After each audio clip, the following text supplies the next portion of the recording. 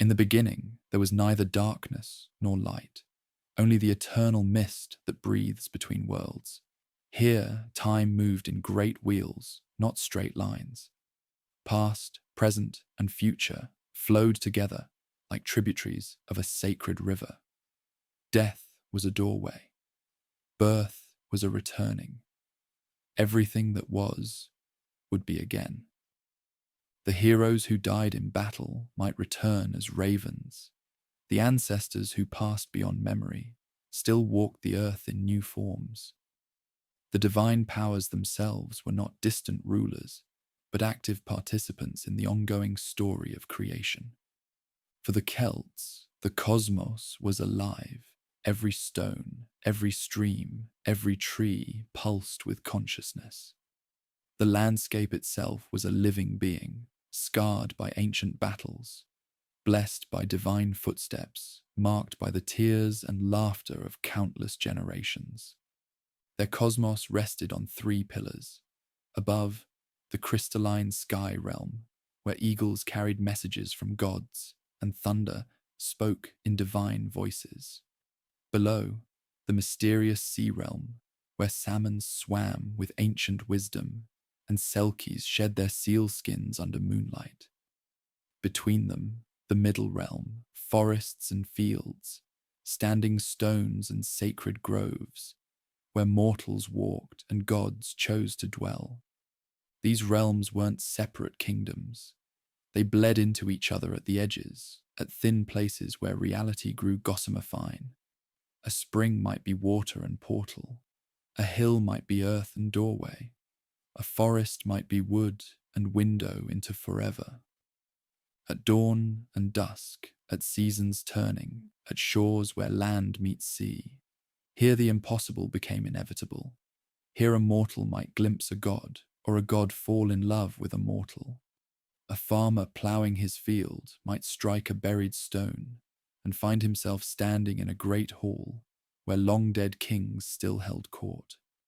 A fisherman casting his nets might pull up not salmon, but a silver chain leading down to underwater palaces where merrows combed their green hair and sang songs of drowned sailors. The wise ones understood this fluid reality better than any. They weren't merely priests or scholars.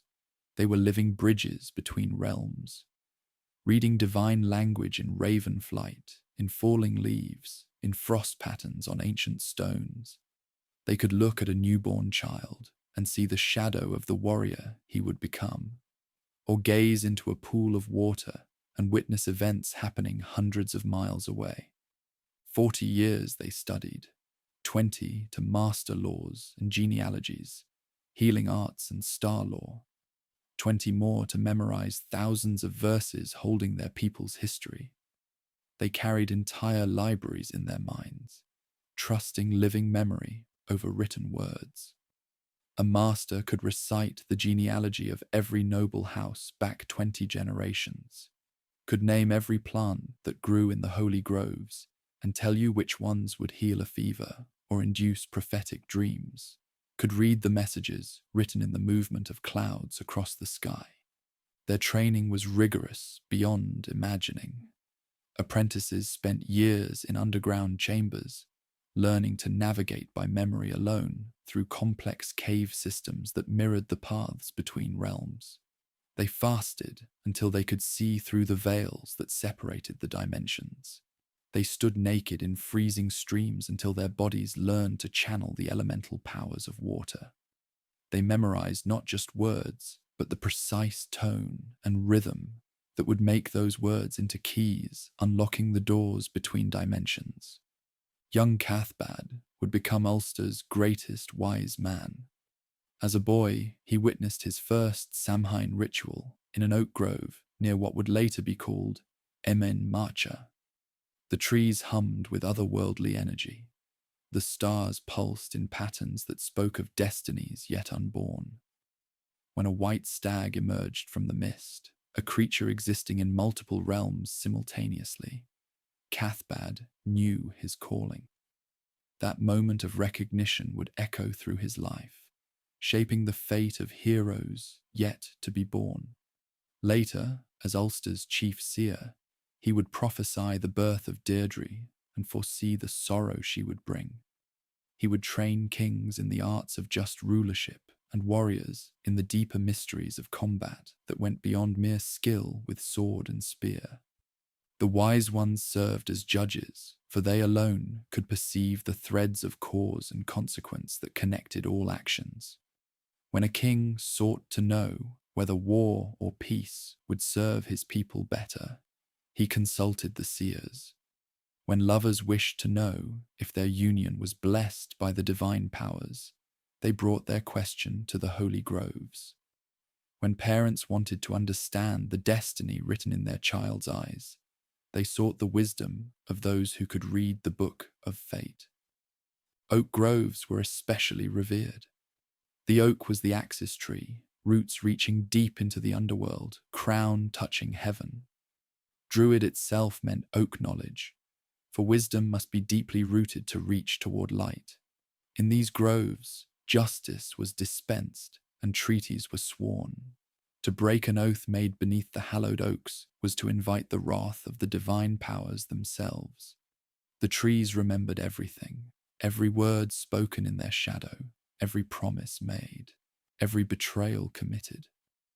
On quiet nights, if you pressed your ear to the bark of the oldest oaks, you could still hear the echoes of ancient ceremonies, the voices of wise ones long dead still chanting the laws that held the cosmos together.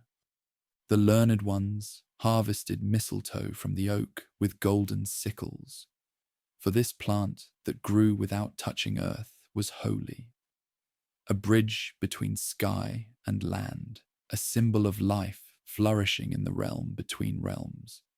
The cutting of the mistletoe took place only 6 days after the new moon, when the cosmic forces were properly aligned. The wise one, clothed in white robes, would climb the hallowed tree while the community gathered below. The mistletoe must not touch the ground, for to do so would break its power. It was caught in white cloth held by assistants, then prepared into potions that could heal the barren, protect against poison, and grant visions of the future. Wells bubbled messages from the realm below. Warriors cast precious weapons into these waters as offerings, believing that the spirits of the depths would carry word of their courage to the divine powers. Lovers whispered names over the depths, trusting that the waters would carry their devotion to their beloved's dreams. The sick sought healing from waters flowing from the source of all renewal, for these springs were the arteries of the earth itself, carrying life force from the heart of the cosmos to its surface. Blessed wells were tended by entire orders of priests and priestesses. The well of Segais, hidden somewhere in the depths of the Otherworld, was the source of all wisdom. 9 hallowed hazel trees grew around it, dropping their nuts into the water where the salmon of knowledge fed upon them. Whoever ate this salmon would gain all knowledge, but the fish could only be caught by one pure of heart and mind. Many sought it, few found even the well, much less the salmon swimming in its depths. Other wells were guarded by spirits demanding tribute. The well of Conla's spring required that visitors bring a bronze pin or needle as payment for the privilege of drinking its waters. Those who tried to drink without paying would find the water bitter as wormwood, or worse, be struck blind for their presumption. But those who showed proper respect might receive visions of their future, or glimpses of loved ones lost to death or distance. Stone circles rose like frozen giants, megaliths arranged to catch energies flowing between realms. On certain nights, when stars aligned in ancient patterns, these circles hummed with visible power, if you had the sight to see. The stones themselves were not mere rock, but crystallized intention, shaped by the will of ancient masters who understood the secret architecture of reality. Each circle was unique, designed for specific purposes. Some tracked the movements of celestial bodies, allowing the wise ones to predict eclipses and determine the proper times for planting and harvest. Others amplified magical workings, serving as vast instruments that could focus the will of a skilled practitioner until it became capable of reshaping reality itself. The most powerful circles were doorways, though they opened only for those who knew the proper words, the correct sequence of steps, the right offerings to leave at the altar stones. Tales were told of warriors who had stepped between the standing stones during the dark of the moon and emerged into the sunlit meadows of the Otherworld, or of lovers who had danced the ancient patterns within the circle and found themselves transported to their heart's desire, whether that was a distant land or a distant time. But no threshold mattered more than the Otherworld itself. The Irish called it Tir na Nog, the land of youth, where time moved like winter honey, and inhabitants knew neither age nor sorrow. The Welsh knew it as Mabinogion, the deep place, crystalline cities, and impossible geometries ruled by kings whose names were power itself. Others spoke of Mag Mell, the pleasant plain, where apple trees bore fruit and flower simultaneously. The Otherworld wasn't one place, but many, infinite possibilities shifting according to who entered. To warriors, a great hall where heroes feasted eternally. To poets, a vast library where every song ever sung still echoed. To lovers, gardens of eternal spring, where every flower bloomed with first love's memory. Time moved strangely there. 3 days might pass, while 3 centuries elapsed in the mortal world. Or centuries might feel like moments. The Otherworld operated by laws that bent like light through water. Yet this realm was not empty. The Cedar, people of the mounds, dwelled within hollow hills dotting Celtic landscapes. Not quite gods, not quite spirits, but something between. The first people, the elder race. They had been young when the world was young. Tall and fair, eyes like starlight, voices like silver bells. They rode horses that galloped across water as easily as land. They wielded magic as naturally as mortals breathed. Some were kindly, taking mortal lovers and granting boons. Others were capricious, stealing children and leaving changeling replacements, leading travelers astray with marsh lights. All were dangerous. They operated by rules mortal minds barely comprehended. The Cedar kings and queens possessed beauty that could stop hearts, anger that blighted crops, favor that granted immortality. They lived in glass and crystal palaces hidden within hills, in cities existing between raindrops, in courts convening when the moon was dark. Beyond even the siege, from primordial mists, the first deities emerged, not born but awakened, as if they'd been sleeping between thoughts and dreams. Unlike distant pantheons, Celtic deities were tribal, regional, intensely personal. Each clan, each river, each grove might have its own divine patron.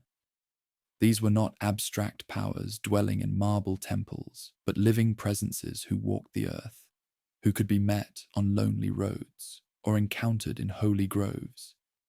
Anu, the Great Mother, was the land itself given form and consciousness. Her body was the hills and valleys of Ireland, her breath the wind that rustled through the forests, her tears the rivers that carved their paths to the sea. When she grieved, the crops failed. When she rejoiced, the earth brought forth abundance. The twin hills in County Kerry were called the Paps of Anu, for in their rounded forms, the people saw the breasts of the Great Mother who nourished all life. She was ancient when the cosmos was young, and she would endure when the last human voice fell silent. For she was the eternal feminine principle, the source from which all life sprang and to which all life returned. Danu, mother of deities, whose children would rule Ireland, was both similar to and distinct from Anu. Where Anu was the earth in its primal state, Danu was wisdom and civilization, the divine intelligence that shaped raw material into meaningful form. She was the goddess of flowing water, of rivers that carried trade and knowledge from one settlement to another. The great river that would later be called the Danube bore her name, for her influence spread far beyond Ireland to all the Celtic lands. Her children, the Tuatha de Danann, would inherit her gifts of wisdom, magic, and the ability to shape reality through will and word. Belenus, the Bright One, whose fire burned in sun and heroes' hearts, was perhaps the most widely worshipped of all Celtic deities. His name meant the Shining One, and he was the deity of light in all its forms, the physical light of the sun that brought warmth and growth, the inner light of inspiration that ignited the minds of poets and inventors, the spiritual light that illuminated the path to wisdom. His festivals marked the turning points of the year, Beltane in spring, when his fires encouraged fertility and growth, and the summer solstice, when his power reached its peak. Warriors called upon Belenus before battle, knowing that his light would guide their weapons true and give them courage in the face of death. Cernunnos, the horned deity, lord of wild things, sitting cross-legged in forest depths with serpents twined around his arms and stags feeding from his hands, was the most mysterious of the great powers. He was older than human memory, a being from the time when the earth was all forest and wild places. He governed the hunt, but also protected the hunted. He was the deity of fertility and abundance, but also of death and the return to earth. His horns marked him as a creature of the wilderness, but his cross-legged posture showed his role as a meditator, one who bridged the gap between the civilized and the wild. To encounter Cernunnos was to be reminded that humans were not separate from nature, but part of it, subject to its laws and dependent on its bounty. The triple goddesses embodied divine feminine power: maiden, mother, crone, birth, life, death, dawn, noon, twilight. Three aspects that might appear as separate beings or facets of one divine presence, their unity and multiplicity shifting like light through a prism. The Morrigan was perhaps the most famous of these triple goddesses, appearing sometimes as one entity, sometimes as three sisters, Badb, Marcha, and Nemain. She was the goddess of war and fate, but also of sovereignty and the land's fertility. On the battlefield, she appeared as a crow or raven, feasting on the corpses of the fallen. But she was also the queen who tested heroes, the prophet who spoke of destinies yet to be fulfilled, the fierce protector who would grant victory to those she deemed worthy. Brigid, too, was a triple goddess, though her aspects were more peaceful than the Morrigans. She was the patron of smiths, poets, and healers, the three arts most revered in Celtic civilization.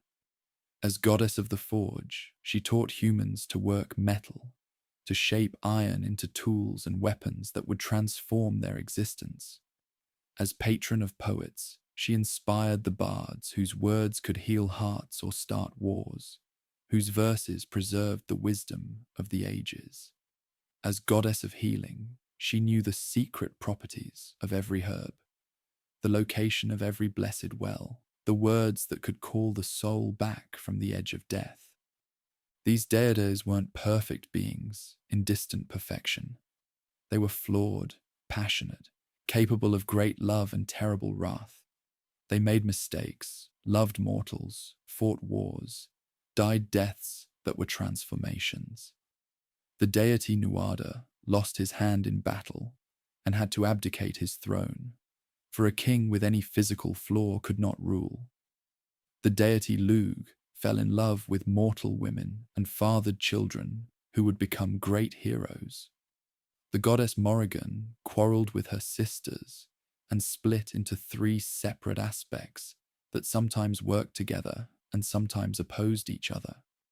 Their stories weren't moral lessons, but living truths, patterns repeating through generations, showing that even divine beings were subject to the great cycles of loss and renewal that governed all existence. Binding all of this together were the Gias, sacred obligations that wove through everything, like golden thread through tapestry. A Geas might be blessing or curse, protection or doom, magical compulsions that couldn't be broken without terrible consequences. They were spoken into being by druids, by gods, by dying kings, by mothers blessing or cursing their children.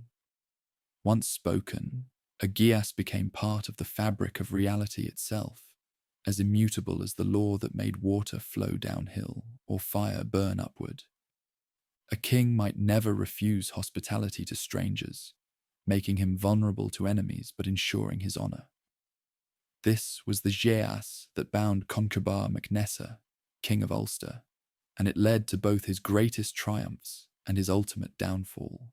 A warrior might never refuse challenges, making him invincible in battle, but doomed to die fighting. Such was the Geas of Chulainn, Ireland's greatest hero, who could never turn away from combat, even when he knew it would mean his death. A lover might be compelled to follow their beloved into the Otherworld, choosing eternal youth over mortal happiness, as happened to countless mortals who were enchanted by the cedar.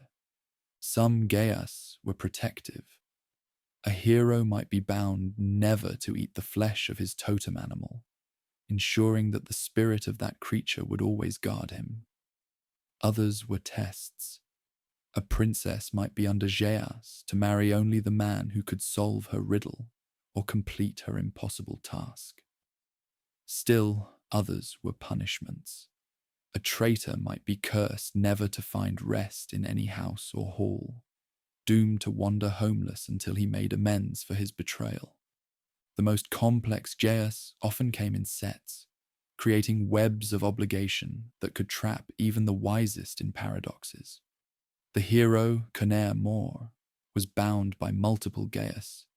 He must never hunt the birds of his foster father, never sleep in a house after sunset with a fire burning, never travel around Tara left-handwise, and several others. These obligations served him well for years, bringing him prosperity and victory. But when circumstances forced him to break them one by one, his doom rushed upon him like a tide, for each broken Geas weakened the magical protections that had kept him safe. These weren't arbitrary rules, but expressions of fundamental nature. They revealed hidden connections between actions and consequences, how choices in one generation echoed through many. As the wheel of the year turned, certain times became especially significant. Samhain marked the Celtic New Year, the night when barriers between worlds weakened. The dead walked among the living. The cedar emerged from hollow hills to dance in moonlight. Past year died, new year was born. But danger walked with wonder. Malevolent spirits sought revenge. Hungry ghosts attempted possession. The cedar might steal children or lovers, leaving enchanted substitutes who would pine for their true home. Protection came through ritual. Great bonfires blazed across the landscape. People wore masks to confuse hostile spirits. They left offerings for visiting dead. They carved faces into turnips, creating the first jack-o'-lanterns, not decorations but ward lights to frighten malevolent entities. Samhain wasn't a time of terror, but of awe, recognition that the cosmos was stranger and more wonderful than it appeared. A night when the impossible became inevitable, when boundaries dissolved like mist before sun. This was the realm that birthed deities and heroes whose stories echo through centuries, where every stream might hide a goddess, every hill conceal a palace, every threshold open onto eternity, where the line between divine and mundane wasn't a wall but a doorway.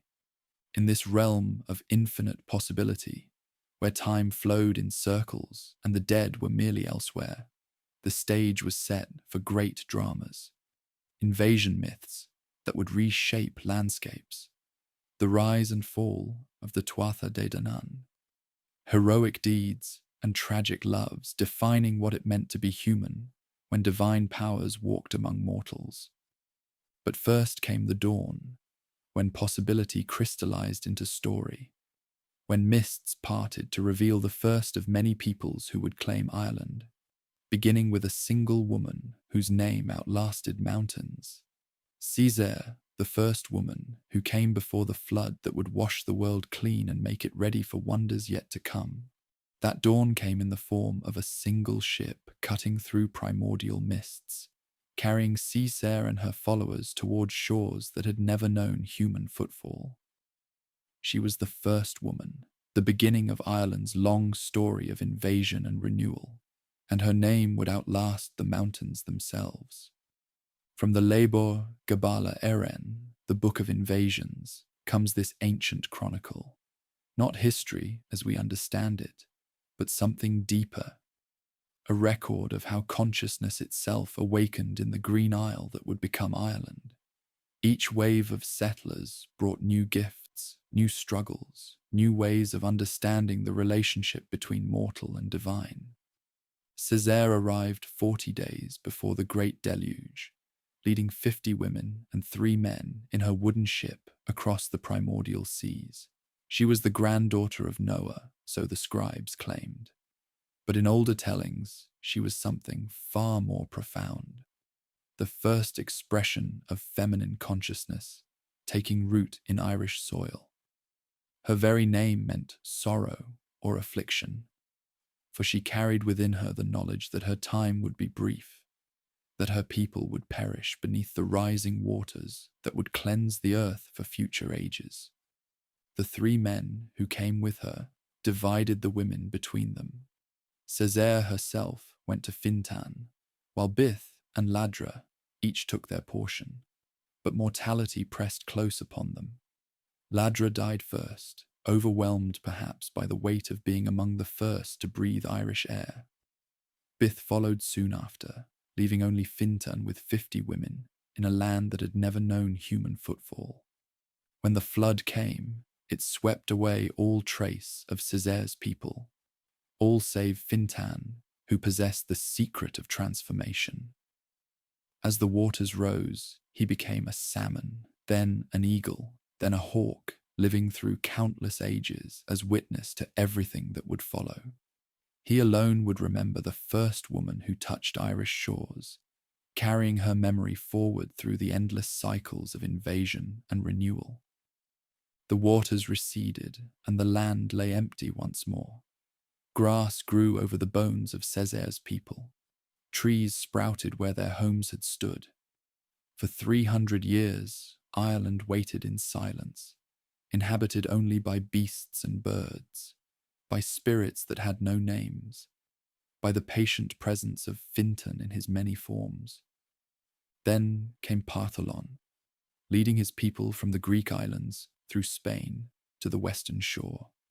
Where Césaire's was a tale of ending, Partholon's was a story of beginning.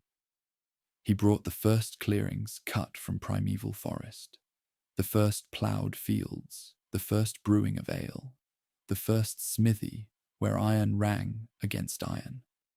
His people multiplied across the land, establishing themselves in 25 settlements that dotted the coastlands and river valleys. For 300 years, Partholon's descendants prospered. They fought the first battles on Irish soil, not against other humans, for they were alone, but against the Fomorians, those ancient powers of chaos and storm, who rose from the depths of the sea to contest every foothold of civilization.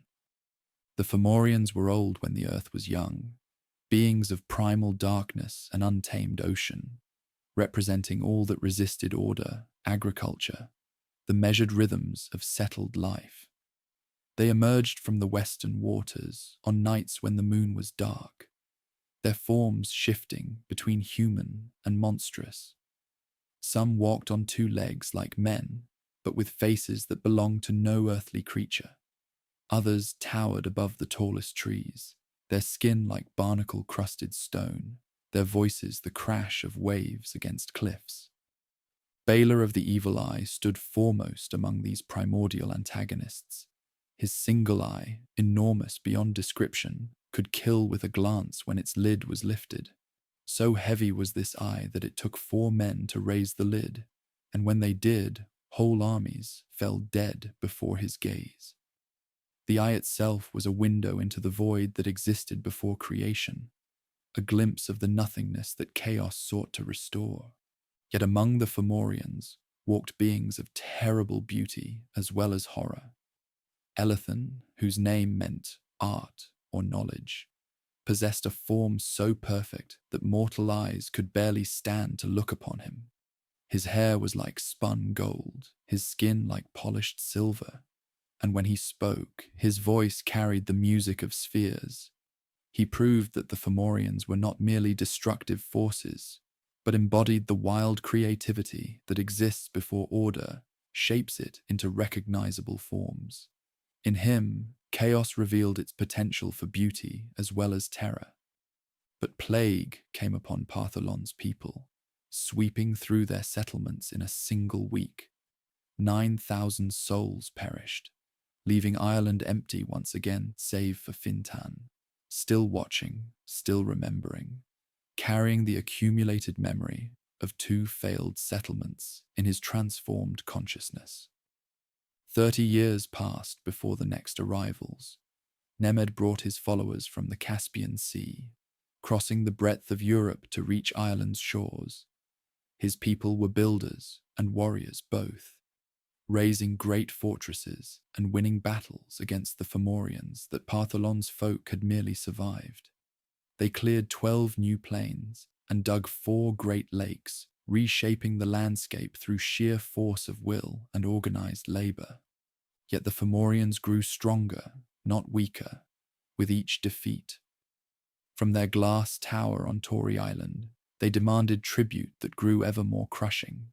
2/3 of all grain, 2/3 of all cattle, 2/3 of all children born to Nemed's people. This was not mere taxation, but systematic weakening, a deliberate attempt to drain the life force from human settlement in Ireland. The tribute of children was perhaps the cruelest burden. Young ones, barely old enough to walk, were taken to the glass fortress, where they disappeared into purposes too dark to contemplate. The tower itself was a marvel of impossible architecture, its walls transparent but unbreakable, its height reaching toward the clouds, its interior a maze of chambers that existed in multiple dimensions simultaneously. Nemed's people endured this for years, growing ever more desperate as their numbers dwindled and their strength failed. Finally, they could bear no more. In a desperate assault, they sailed to Tory Island with all their remaining warriors, determined to destroy the Fomorian stronghold or perish in the attempt. The battle was titanic, shaking the very foundations of the sea. Nemed's warriors fought with the fury of the desperate, while the Fomorians unleashed powers that darkened the sky and turned the ocean to blood.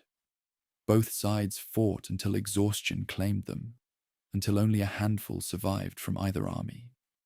The glass tower fell, but so did Nemed's hopes of holding Ireland.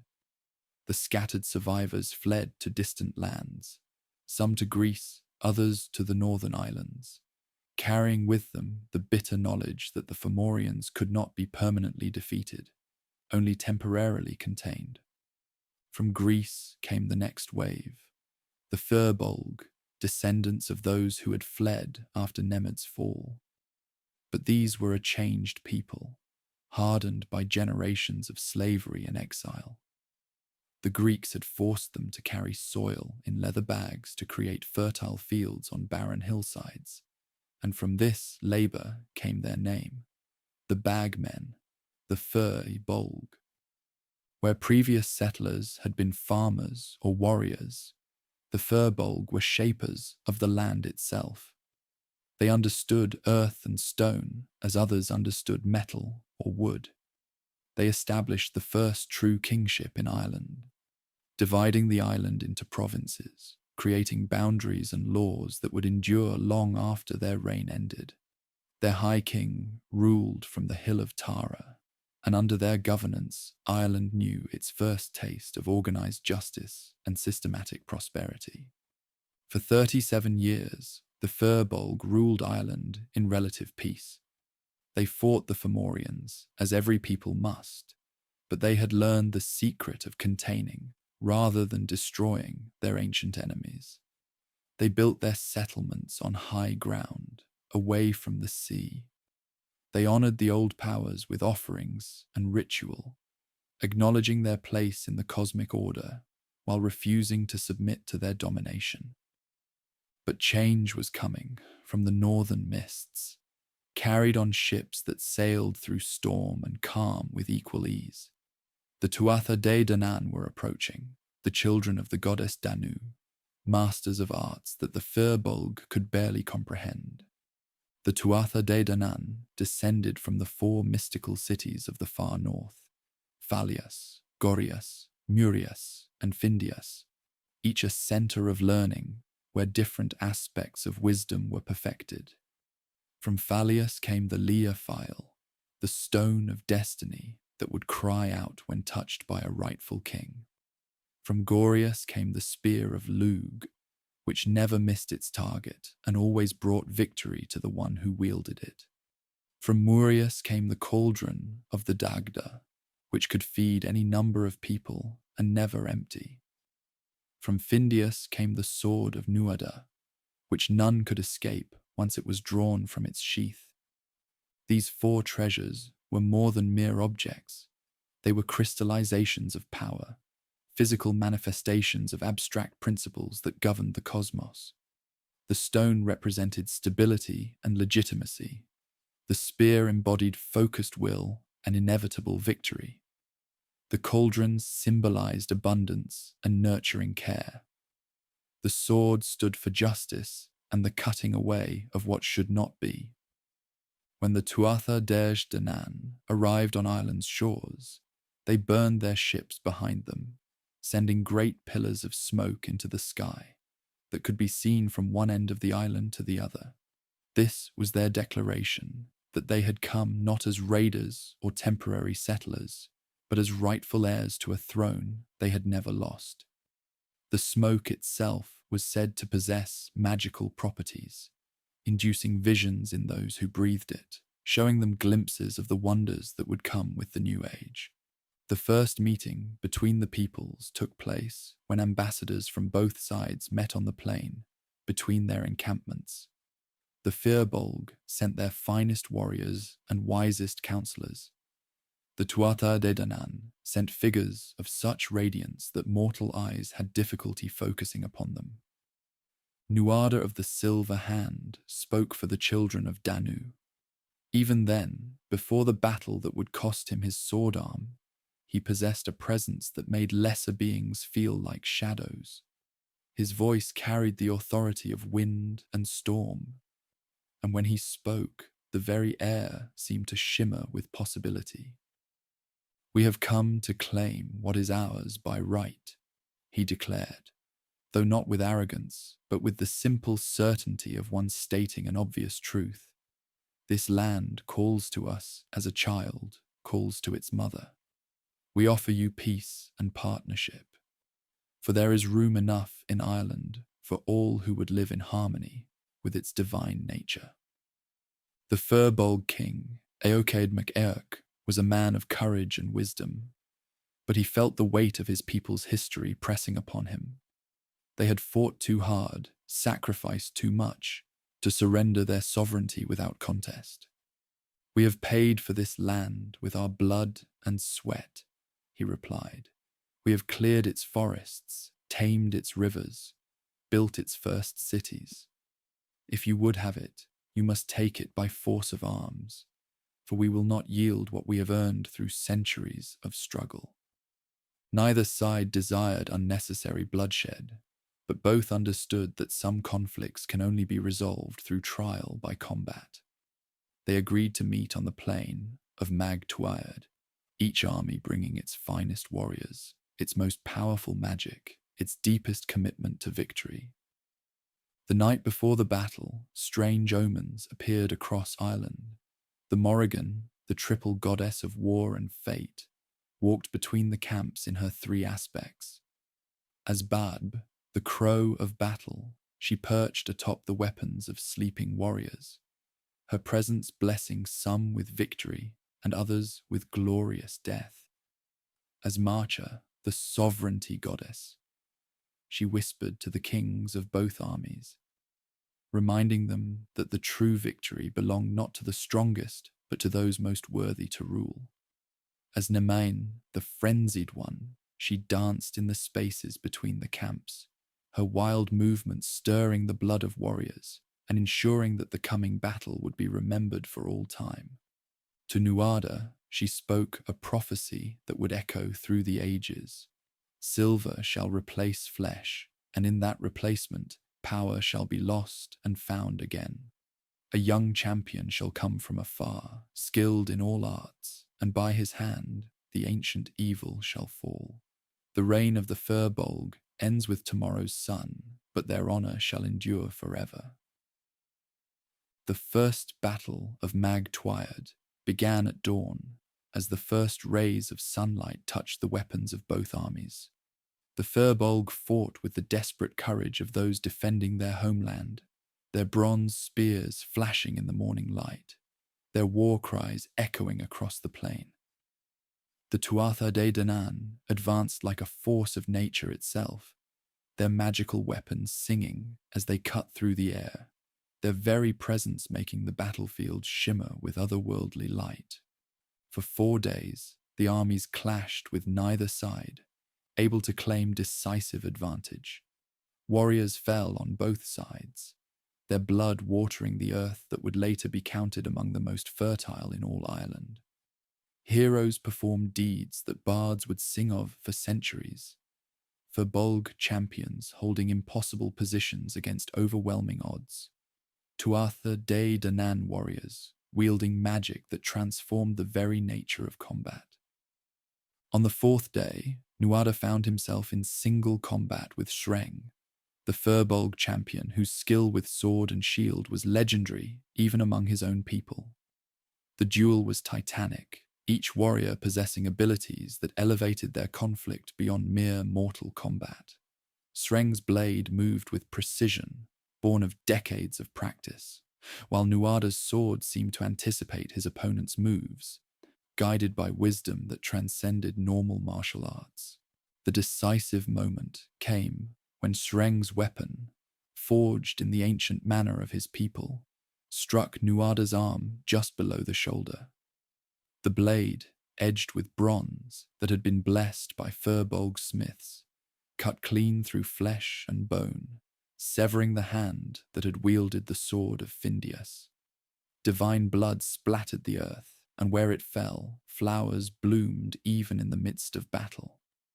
Nuada's injury decided the contest. Among the Tuatha de Danann, no king could rule who possessed any physical flaw, for the sovereignty of the land required absolute perfection in its vessel. With their king wounded, the children of Danu called for parley, offering terms that would honour the courage of their opponents. The treaty they made became the foundation of justice in Ireland for ages to come. The Firbolg would retain Connaught, the westernmost province, ruling it as they saw fit. The Tuatha de Danann would take the remainder of the island, but they would respect the laws and customs that the Firbolg had established. Most importantly, there would be intermarriage between the peoples, ensuring that the wisdom of both would be preserved for future generations. But the treaty held a deeper significance. The Firbolg represented humanity at its finest: courage, honour, the willingness to fight for what they believed right. The Tuatha de Danann embodied divine potential, magic, the power to transform reality through will and wisdom. Their joining represented the first true fusion of mortal and divine on Irish soil, the beginning of an age when extraordinary would become ordinary, when the impossible would be merely unlikely. Yet the Fomorians watched from their depths, and they were not pleased. The rise of the Tuatha de Danann represented everything they opposed: order over chaos, cultivation over wilderness, the binding of wild forces into forms that served conscious purpose. They began to gather their strength for a conflict that would determine whether Ireland would be a land of divine order or primordial chaos. Bres, son of Elathan, the beautiful Fomorian, and a woman of the Tuatha de Danann, rose to become king in Nuada's place. His mixed heritage seemed to promise a golden age of peace between the opposing forces. Bres possessed his father's terrible beauty and his mother's divine wisdom.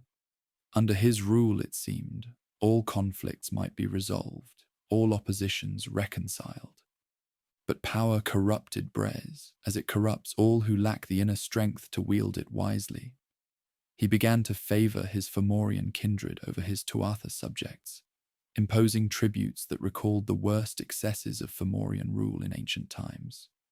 The divine nobles found themselves reduced to servants in their own halls. Warriors who had won glory in battle were set to menial tasks. Even the Dagda, mightiest of the divine champions, was forced to build fortifications for his ungrateful king. The breaking point came when Caerbre, chief poet of the Tuatha de Danann, visited Bres's court and received hospitality so poor that it violated every law of proper kingship. The poet was given stale bread, sour milk, and a place to sleep that was cold and uncomfortable. In response, Caerbre composed the first satire ever heard in Ireland, verses so cutting that they raised blisters on Bres's face and stripped him of the divine protection that surrounded rightful kings. Without warmth, without shelter, without generosity, these be the marks of Bres's hall. Without prowess, without honour, without wisdom, these be the signs of Bres's rule. Let the rightful king reclaim his throne, for the land itself cries out against this mockery of sovereignty. The satire accomplished what warfare could not. Bres's support crumbled as his subjects recognized the justice of Caerbre's words. Meanwhile, Danann, physician to the Tuatha de Danann, had been perfecting his greatest work, a well of healing that could restore any wound, cure any disease, even return the dead to life if their injuries were not too severe. When Nuada learned of this miracle, he came to the well and allowed Danann to remove his wounded arm. The physician then attached an arm of pure silver, crafted by Credna, the divine smith, with such skill that it moved and functioned exactly as living flesh. The silver hand possessed strength beyond that of any mortal limb, and its touch could heal lesser wounds or bless those who served the cause of justice. With his physical perfection restored, Nuada could rightfully reclaim his throne. But the land had been too deeply wounded by Bres's misrule for easy healing. The Fomorians, encouraged by their kinsman's reign, were massing for a final assault on the divine order. This would be no mere battle, but an apocalyptic conflict that would determine the fundamental nature of reality itself. It was then that Lugh arrived at the gates of Tara, seeking admission to Nuada's court. The guards challenged him, as was customary, demanding to know what skills he possessed that were not already represented among the king's followers. "I am a right," Lugh declared. "We have a right already," they replied, gesturing to the craftsman's quarter. "I am a warrior. We have many warriors, and skilled ones. I am a poet. Our poets are the finest in all the lands. I am a sorcerer. Our sorcerers can work wonders beyond counting." Lugh smiled, and in that smile was the promise of dawn after the longest night. Ask your king this. Does he have, among his followers, one man who is all of these things together?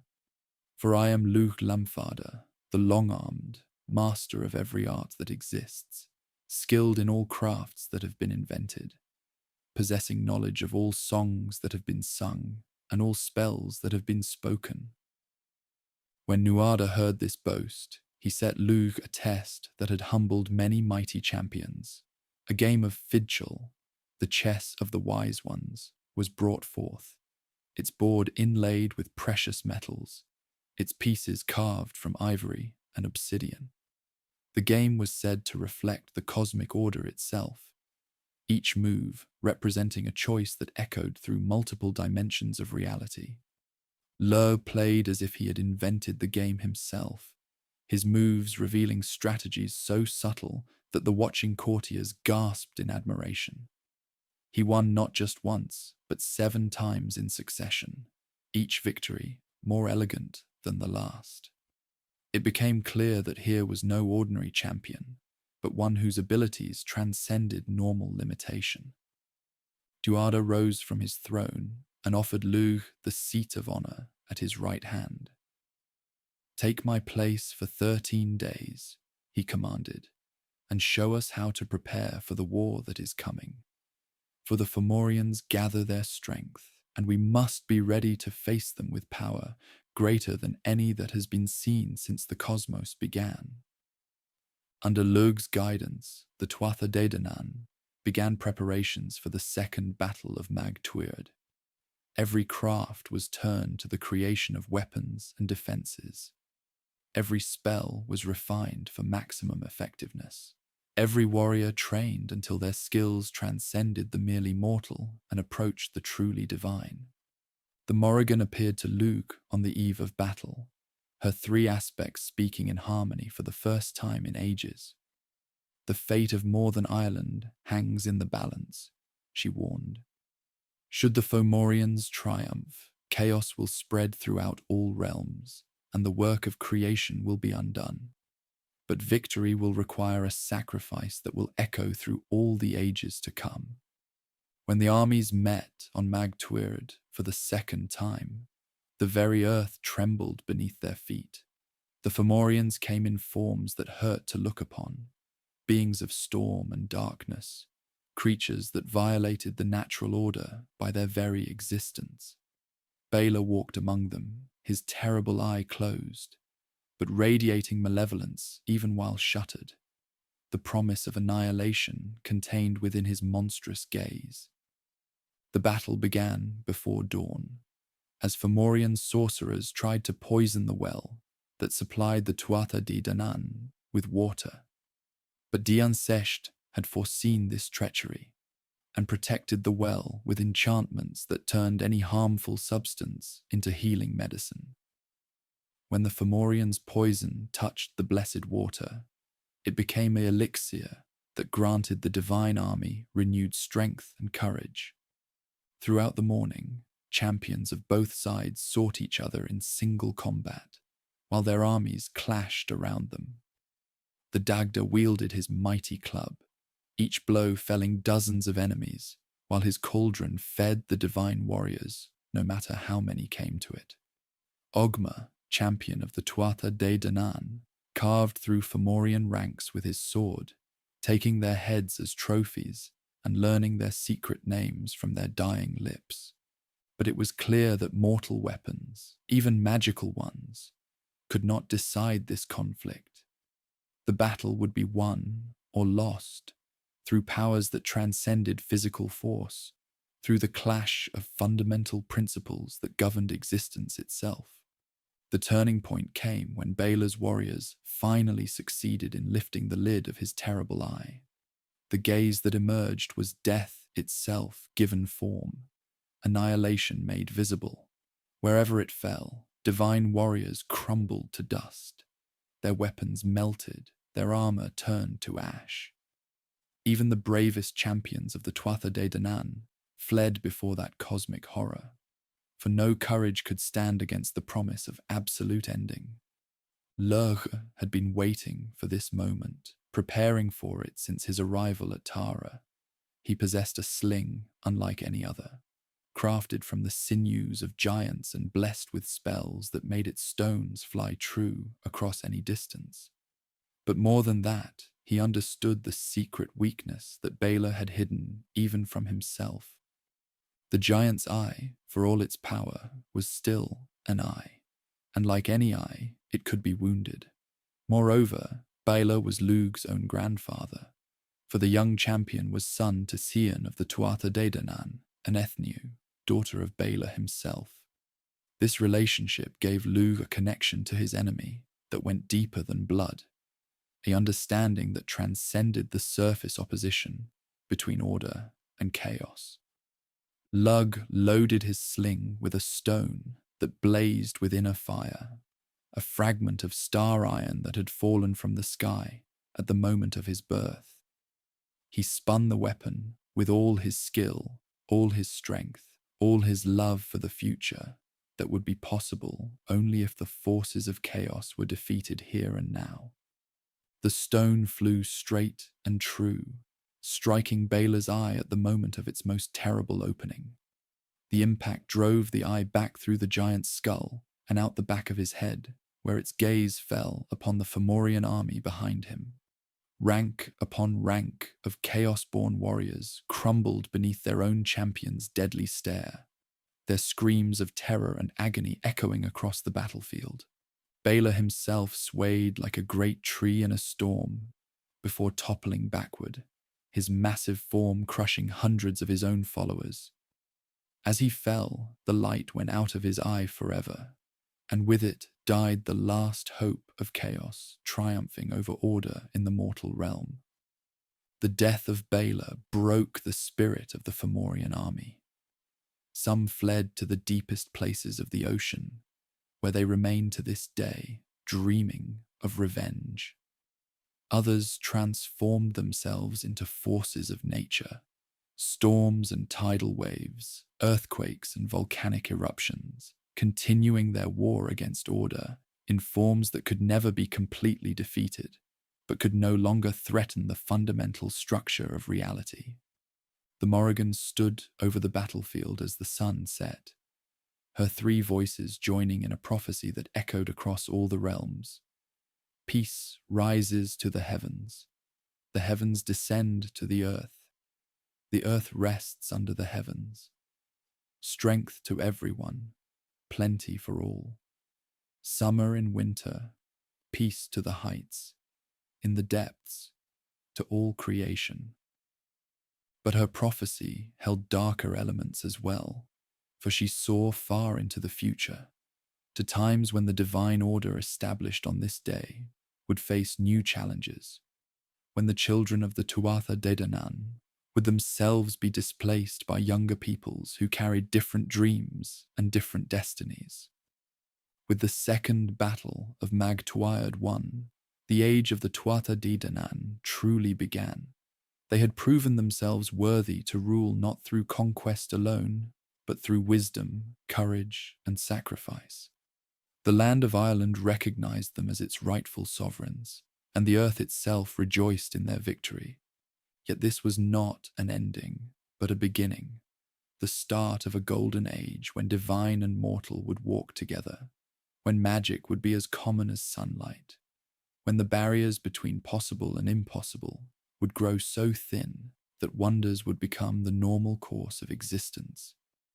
The children of Danu had claimed their inheritance at last, and they would use it to transform Ireland into something unprecedented in all the annals of creation, a realm where the dreams of the divine could take physical form, where the otherworld and the mortal realm would dance together in harmony, where every dawn might bring miracles and every sunset might open doorways to eternity.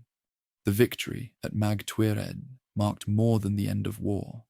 It heralded the beginning of Ireland's golden age, when celestial beings ruled not as distant overlords, but as living sovereigns who walked among their subjects.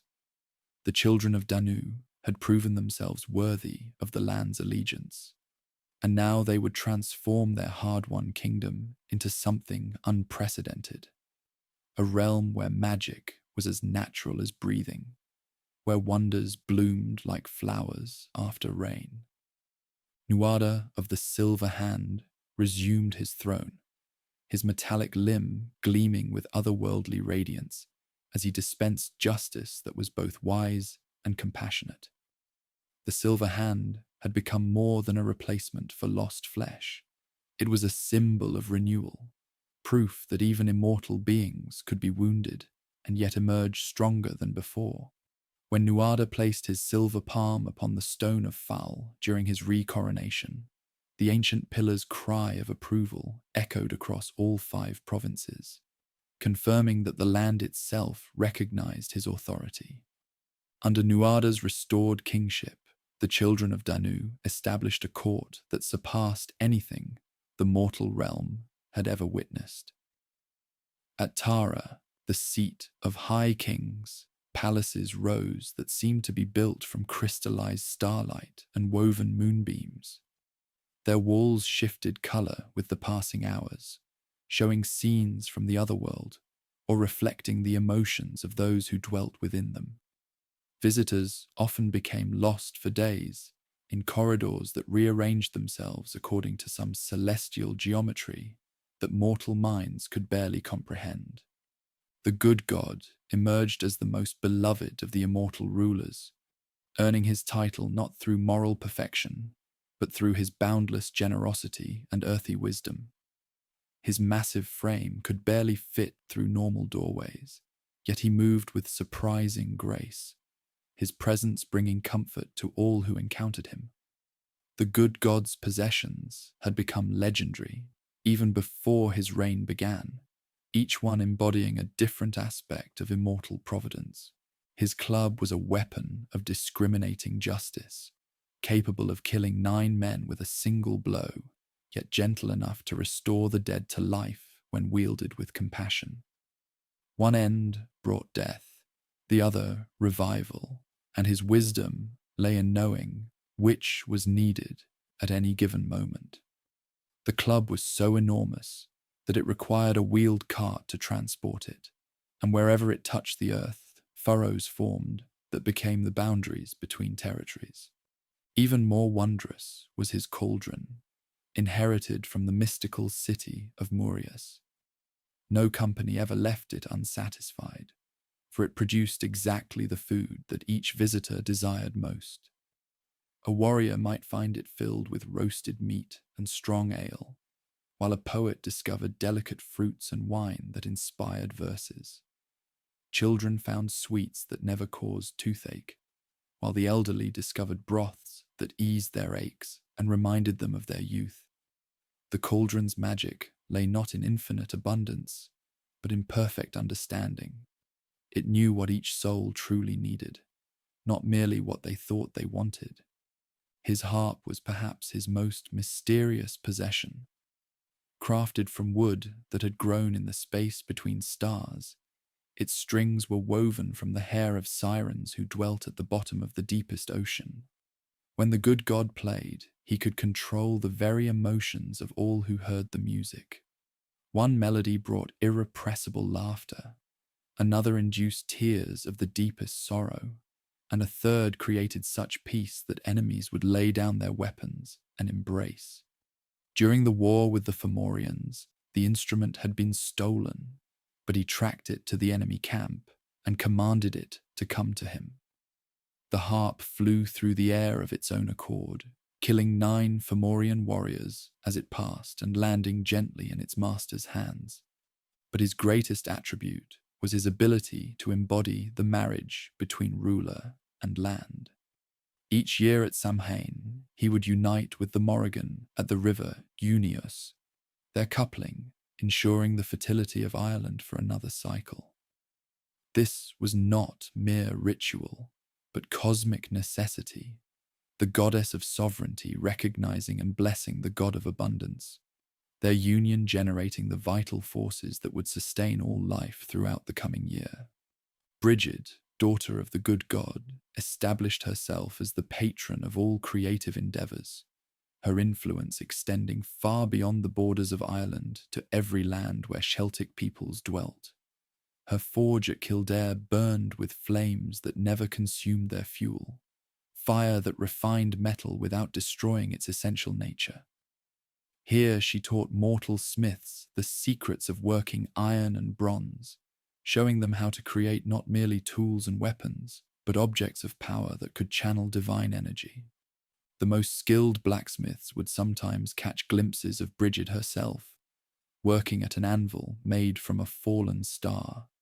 Her hammer blows rang with musical precision, each strike adding not just strength to the metal, but beauty, purpose, and a subtle magic that made the finished item more than the sum of its materials. Swords forged in her presence never broke, tools never wore out, and jewelry crafted under her guidance could protect the wearer from harm or enhance their natural abilities. As patron of poets, Brigid presided over the bardic schools where young people learned to weave words into spells nearly as powerful as those worked by the great sorcerers. The finest students could compose verses that would heal broken hearts, inspire courage in cowards, or preserve memories so vividly that listeners felt they were witnessing events from centuries past. Brigid's own voice was said to be the source of all poetry. When she spoke in verse, flowers bloomed out of season, and birds forgot their own songs to listen to hers. Her aspect as goddess of healing made Brigid the patron of physicians and herbalists throughout the Celtic lands. She knew the secret properties of every plant that grew in field or forest, which herbs would cure fever and which would grant visions, which roots would heal wounds, and which would bring peaceful sleep to the tormented. Her sacred wells bubbled with waters that could cure any ailment, but only for those who approached with pure hearts and genuine need. Lugh, the long-armed, accepted the role of the divine champion, the god who embodied excellence in all its forms. His court at Tara became a centre of learning where mortals could study under divine tutelage. Though few possessed the dedication necessary to master even a fraction of Lugh's vast knowledge. The god delighted in teaching, but his standards were impossibly high. He expected his students to approach the perfection that came naturally to him. The spear of Lugh, brought from the mystical city of Gorias, never missed its target and always returned to its thrower's hand. But more than a weapon, it was an instrument of justice that could distinguish between guilt and innocence. When Lugh cast it in judgment, it would swerve away from the innocent, even if they stood directly in its path, while seeking out the guilty, no matter how well they tried to hide. The spear's blade burned with a fire that could only be quenched in a cauldron of poison, a reminder that even divine justice carried its own dangers and must be wielded with extreme care. Lugh's mastery extended to every art and skill known to mortal or divine. He could compose poetry that surpassed Brigid's own verses, work metal more skillfully than the finest smiths, fight with weapons or magic as the situation required, play any musical instrument ever invented, and solve puzzles that had baffled the wisest minds for centuries. Yet this perfection came with its own burden. Lugh often felt isolated by his abilities, for few could truly understand the mind that excelled at everything it attempted. Danann MacLear ruled the spaces between the realms, the sea roads that connected Ireland to the Otherworld, and the pathways that allowed the divine to travel instantly across vast distances. His home was the mystical Isle of Man, which existed simultaneously in the mortal ocean and the otherworldly sea, serving as a way station for souls travelling between life and death. Danann's horses could gallop across water as easily as land, their hoofbeats creating the waves that carried ships to their destinations. His boat, the Wave Sweeper, needed no sails or oars, but responded to his thoughts, taking him wherever he desired to go at speeds that made distance meaningless. The boat could carry any number of passengers without growing crowded, and those who sailed in it found the journey passing like a pleasant dream, regardless of how far they actually travelled. The sea god's cloak of mists was perhaps his most useful possession, for it could render its wearer invisible or create illusions so convincing that entire armies might march past without noticing a hidden city. Danann used this power to protect sacred sites from those who would profane them, and to conceal the entrances to the Otherworld from mortals who were not ready for such wonders. As psychopomp, Danann guided souls between the realms of living and dead, ensuring that each spirit found its proper destination.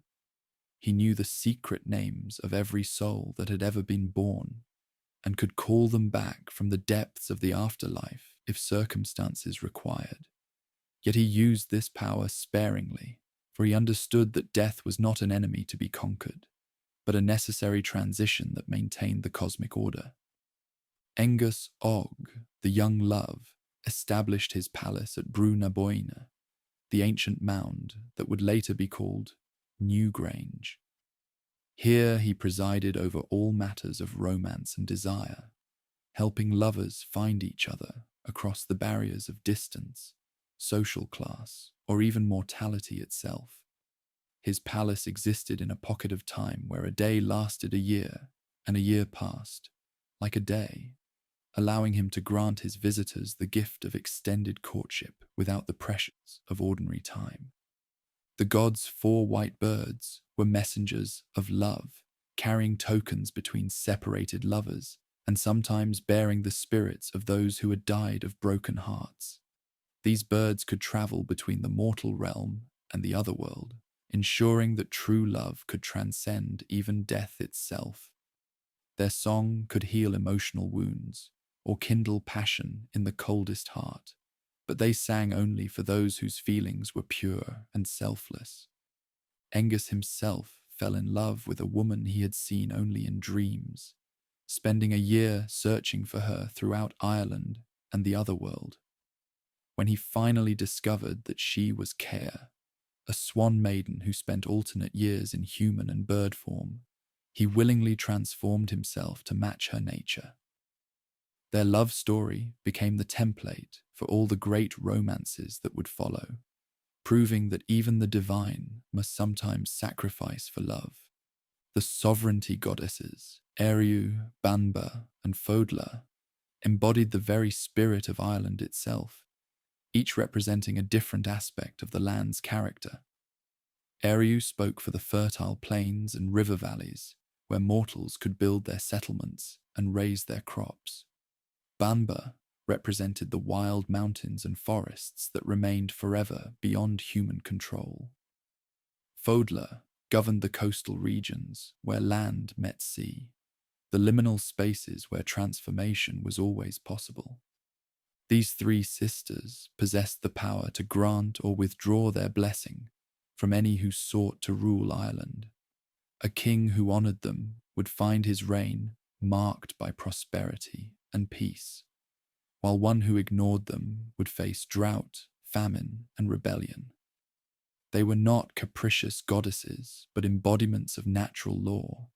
They blessed those who worked in harmony with the land's nature, and cursed those who tried to impose their will against the cosmic order.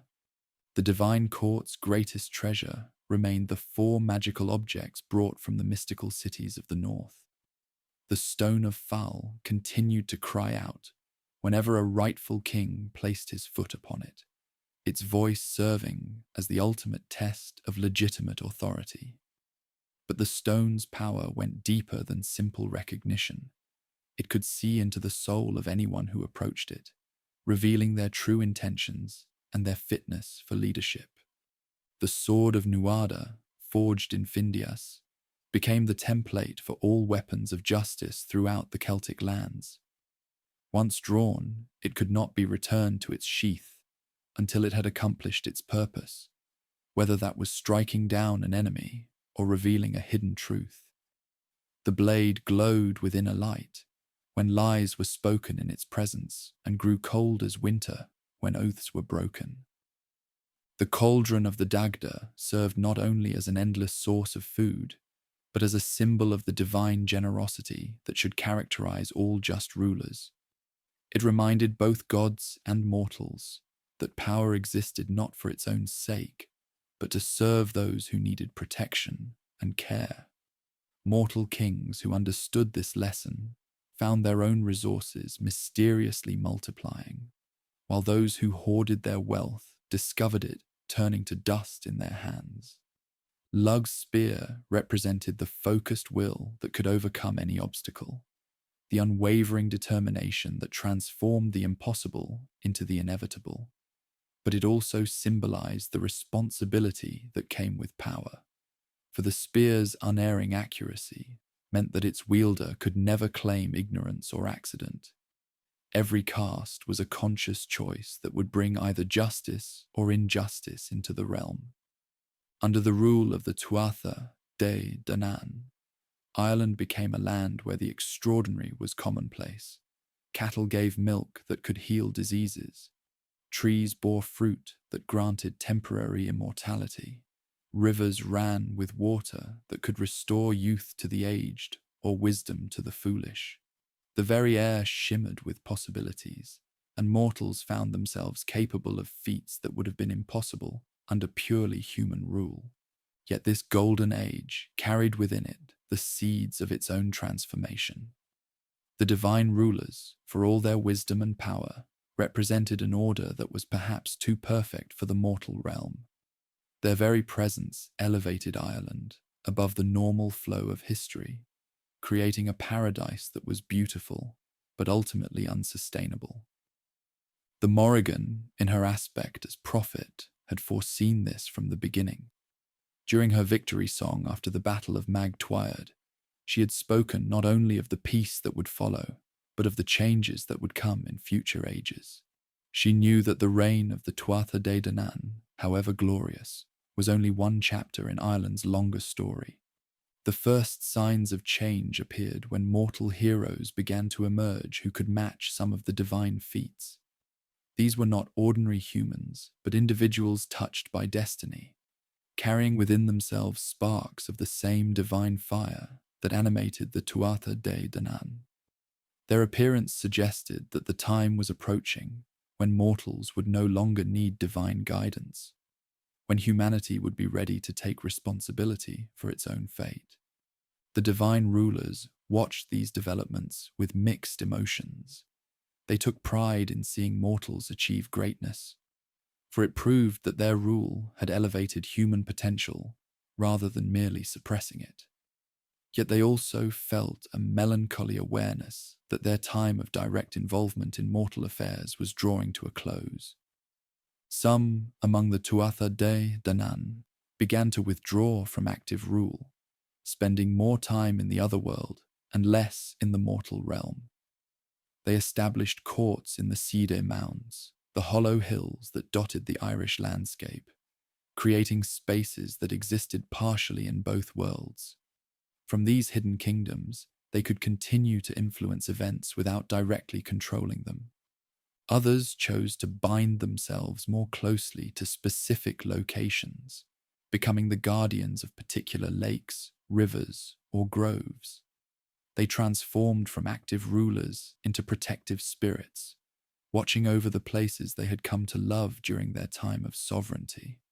Their presence blessed these locations with healing properties or unusual fertility, creating the sacred sites that would be revered for centuries to come. The transition was gradual, occurring over generations rather than in a single dramatic moment. Mortal kings began to take more responsibility for governing their people, consulting the divine rulers less frequently and relying more on their own wisdom and the counsel of human advisors. The Tuatha de Danann encouraged this development, for they understood that true wisdom lay in knowing when to lead and when to step aside. Yet even as they prepared for the next phase of Ireland's history, the divine rulers left behind gifts that would endure long after their active reign had ended. They established schools where mortals could learn the fundamentals of magic, healing, and poetry. They created artifacts that would serve as focuses for power in later ages. Most importantly, they altered the very nature of Ireland itself, making it a land where the boundaries between natural and supernatural would always remain fluid. The Otherworld courts that they established in the Seed He mounds became centres of wisdom and power that would influence Irish culture for millennia. These were not places of exile, but kingdoms in their own right, realms where time moved differently and where the limitations of mortal existence need not apply. From these hidden palaces, the Tuatha de Danann would continue to play a role in Ireland's story, sometimes helping worthy mortals and sometimes testing them, always ensuring that the spark of magic they had kindled would never be completely extinguished. As their time of direct rule drew toward its close, the divine kings and queens looked back on what they had accomplished with satisfaction. They had taken a land torn by conflict and transformed it into a realm of wonder. They had elevated mortal consciousness to new heights while respecting the essential humanity of their subjects. They had proven that divine rule, when exercised with wisdom and compassion, could create conditions in which all beings, mortal and immortal alike, could flourish.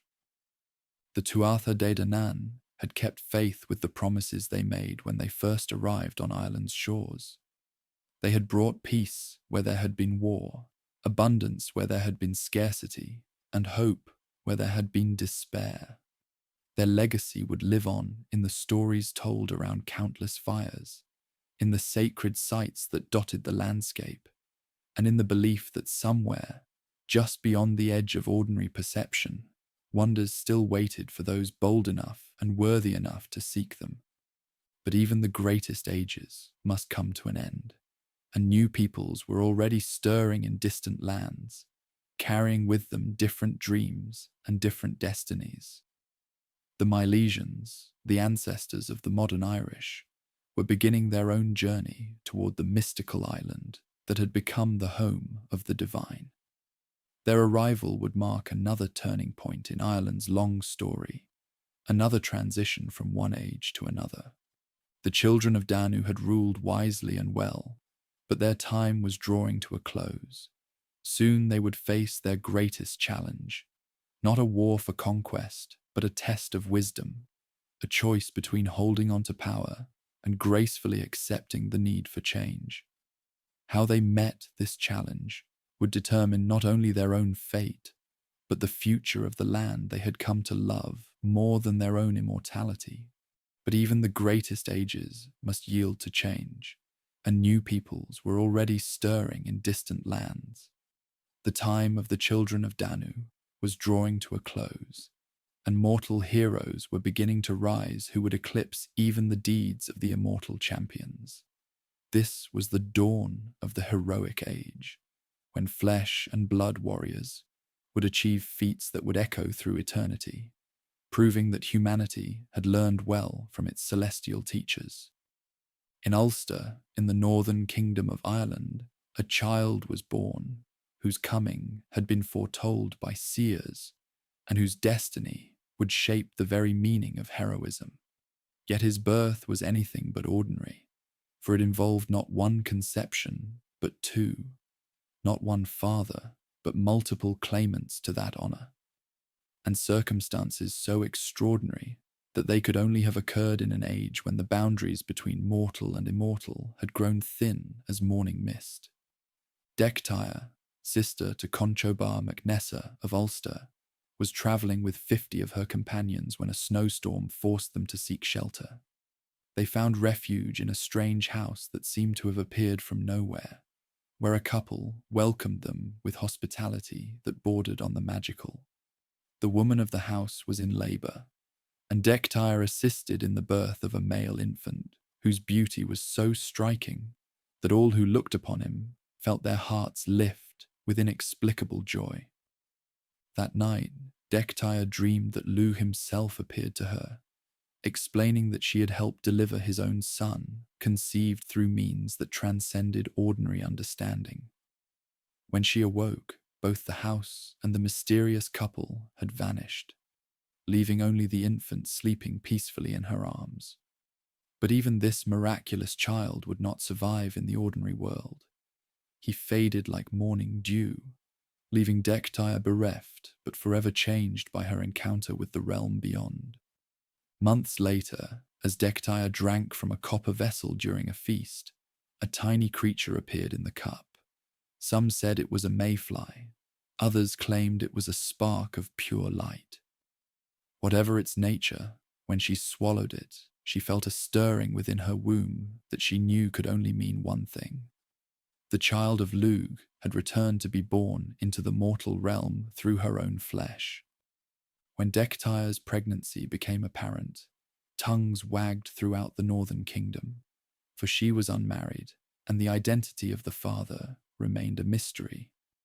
Some whispered that her brother, the ruler, had fathered the child, others that it was the result of her encounter with the vanished couple.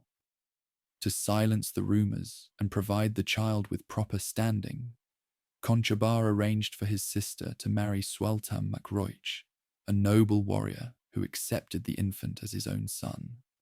The child was born at Dundelgan, near what would later be called Dundalk, on the very day that 2 foals were delivered in the royal stables, a sign that his destiny was linked to the swift coursers that would carry the future champion to glory and doom alike. They named the infant Setanta, and from his earliest days it was clear that no ordinary fate awaited the child. Even as a toddler, Setanta displayed strength that amazed his foster parents. The child could throw stones with such accuracy that he never missed his target, no matter how small or distant. His speed was such that he could outrun the swiftest horses in the northern province, and his leaps carried the lad over obstacles that grown men could barely climb. Yet what truly set the youth apart was not his physical prowess, but the light that seemed to burn within, a radiance that grew brighter when he was excited or angry, marking Setanta as one who carried celestial fire in mortal flesh. At the age of 7, the lad asked permission to join the student troop at Mabinogion, the royal fortress where noblemen's sons learned the arts of war and governance. His mother was reluctant to let the child go, for she sensed that leaving home would set Setanta irrevocably on the path toward his extraordinary destiny. But the lad's desire to test himself against his peers could not be denied, and she watched with mingled pride and sorrow as he set out for the royal court. Setanta arrived at Mabinogion to find 150 students engaged in hurling practice on the great green before the fortress. Without asking permission or waiting for an invitation, the newcomer joined their game, immediately demonstrating skills that left the other children speechless. Single-handedly, he drove the ball past all defenders and into the goal, then turned and prevented them from scoring against the lone challenger, no matter how they combined their efforts. The students, frustrated by their inability to match this stranger, attacked en masse. Setanta's battle fury erupted for the first time. His body seemed to grow larger, his hair stood on end, crackling with energy, and one of his eyes retreated deep into his skull, while the other bulged out like a crimson orb. This was the Rheastrad, the warp spasm, the berserker rage that would become the warrior's trademark in battle. In this transformed state, Setanta drove off all 150 students, leaving them scattered and awed by what they had witnessed. Conchobar, watching from the ramparts of his fortress, recognized immediately that this was no ordinary child, but the prophesied champion whose coming would herald both glory and tragedy for the northern realm. The ruler welcomed Setanta into his household and placed the lad under the tutelage of the kingdom's finest teachers, though it soon became clear that his greatest education would come through experience rather than instruction. The transformation from Setanta to the Hound of Chulainn came about through an incident that would define the lad's character for all who knew his story. Chulainn the smith, the northern province's master metalworker, invited Conchobar to feast at his fortress, warning that he could accommodate only a small party since he lived simply despite his great skill. The The sovereign accepted, bringing only his closest companions. But as they prepared to depart, he remembered his nephew and suggested that Setanta join them after finishing his games with the student troop. Chulainn's fortress was protected by a massive hound, a creature bred for war rather than companionship. This beast was so fierce that it could guard the entire territory single-handedly, its howl alone enough to stop the heart of any intruder foolish enough to approach without permission. When the feast began and wine flowed freely, Chulainn asked if all the guests had arrived. Conchobar, forgetting his invitation to Setanta in the warmth of hospitality, confirmed that all were present. The smith then released his guardian to begin its nightly patrol. Setanta arrived later that evening, hurling ball and stick in hand as he made his way across the darkened countryside. The hound detected his approach while he was still far off and came bounding toward the lad, with jaws agape and eyes blazing like coals. Setanta had only moments to react as the creature launched itself through the air, aiming for his throat with the speed of a striking serpent. Without thinking, Setanta drove his hurling ball down the hound's throat with such force that it shattered the beast's skull from within. Then, seizing the creature's hind legs, he dashed its body against a standing stone until its bones were broken and its spirit fled to whatever afterlife awaited such faithful guardians.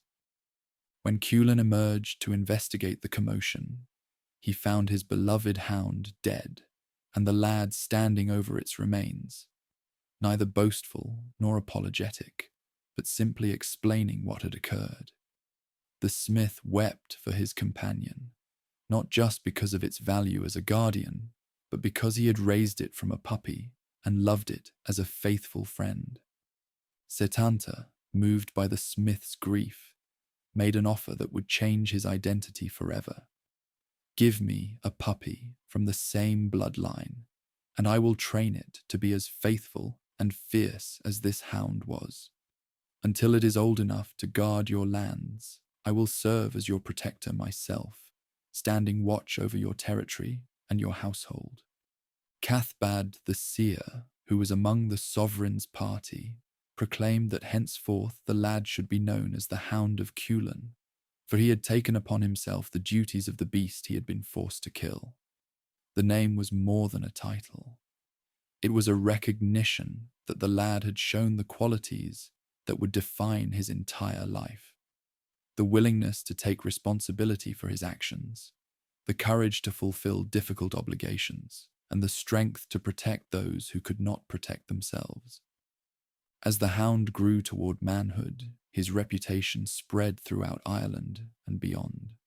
Stories were told of his incredible feats, how he could leap over the walls of any fortress, how his spear casts never missed their mark, how his battle cry could shatter shields and stop hearts.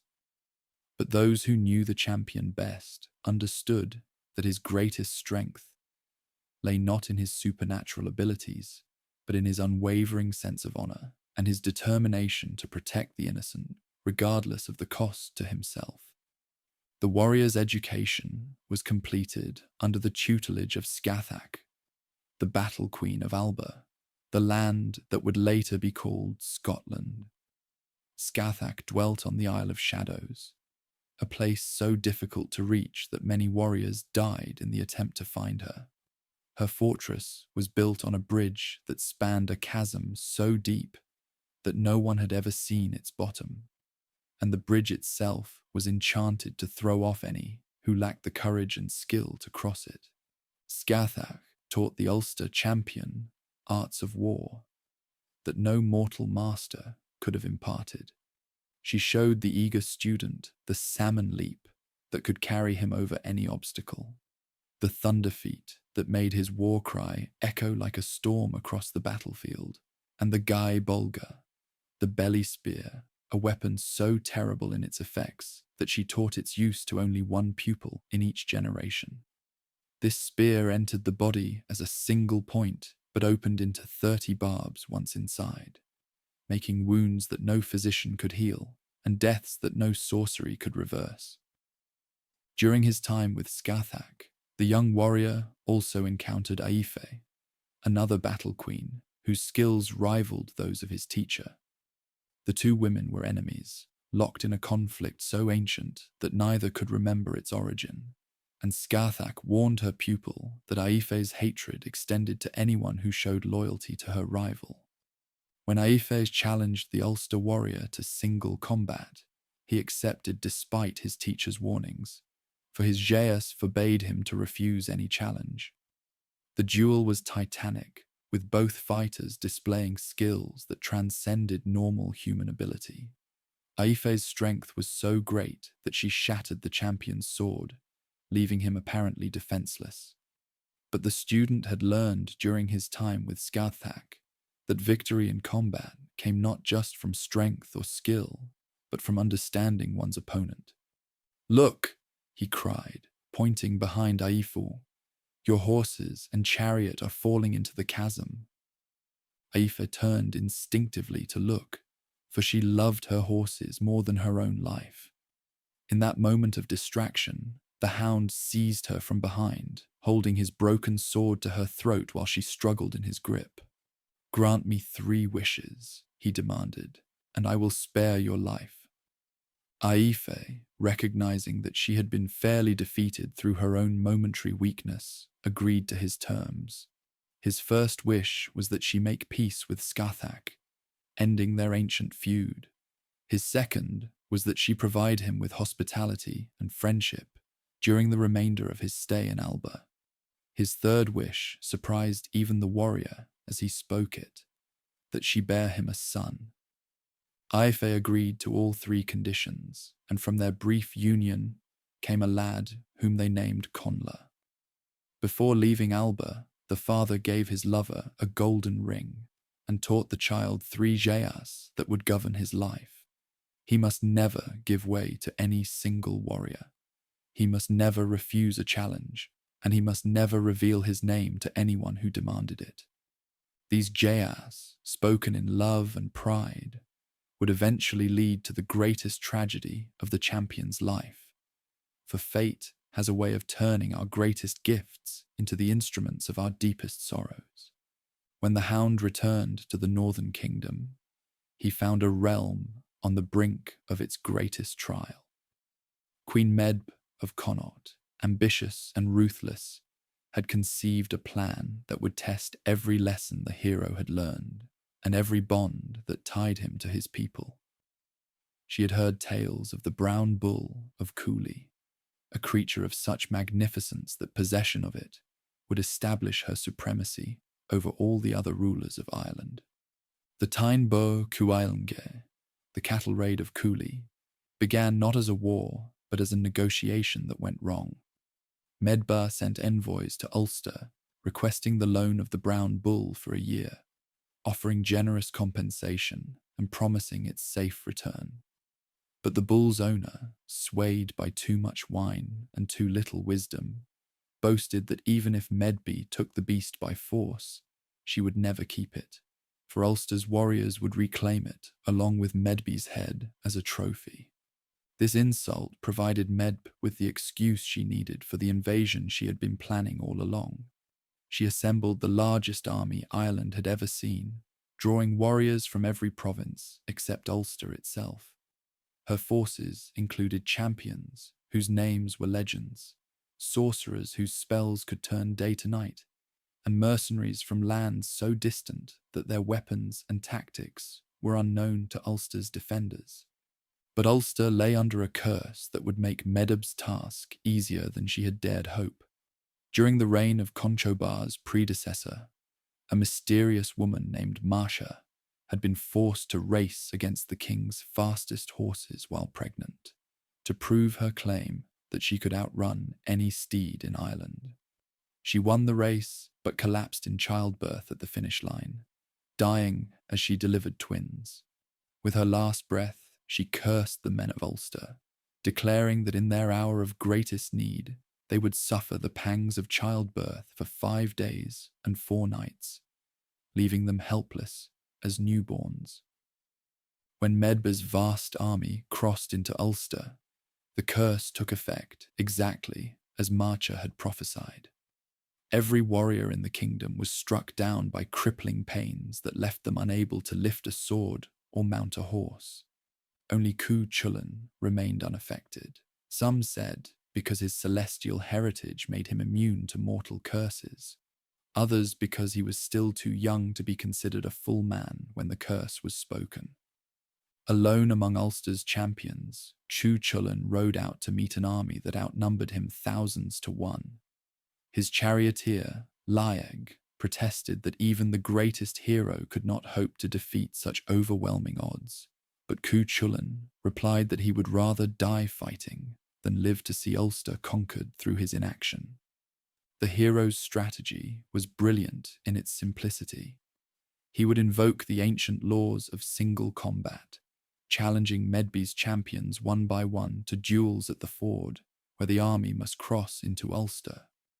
By the customs that governed warfare, no army could advance while their champion was engaged in single combat, and the death of a champion required a day of mourning before another could take his place.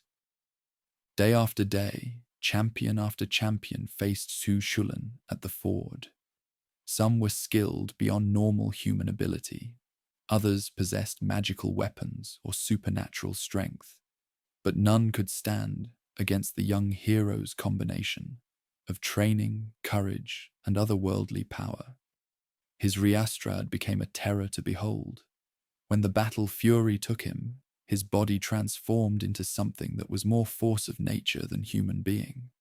One eye sank back into his head until it was no larger than a needle's eye, while the other bulged out like a cauldron large enough to hold a calf.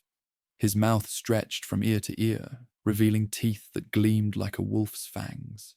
His hair stood on end, each strand tipped with a spark of fire, while a pillar of blood shot up from the crown of his head like a geyser. The very ground trembled beneath his feet, and horses fled in terror at his approach.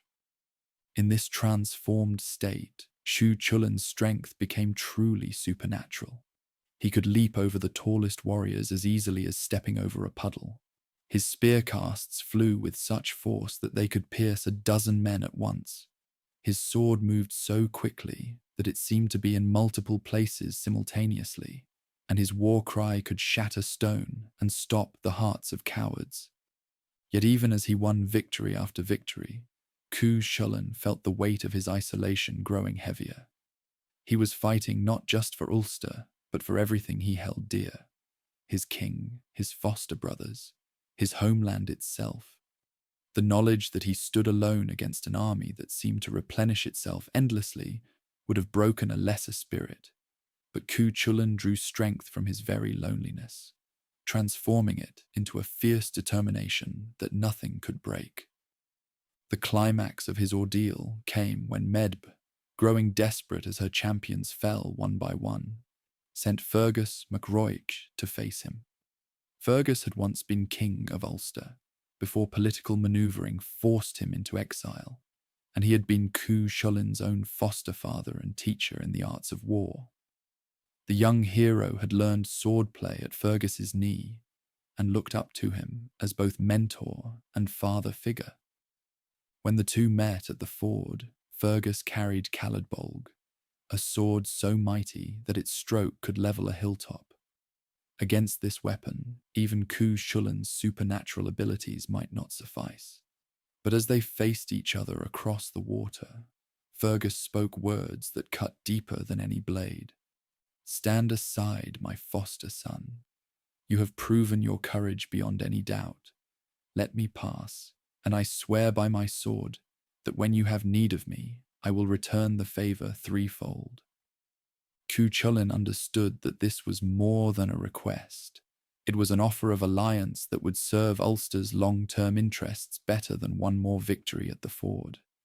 With tears streaming down his face, he stepped aside and allowed his beloved foster father to pass, accepting the shame of apparent defeat in order to secure a greater good.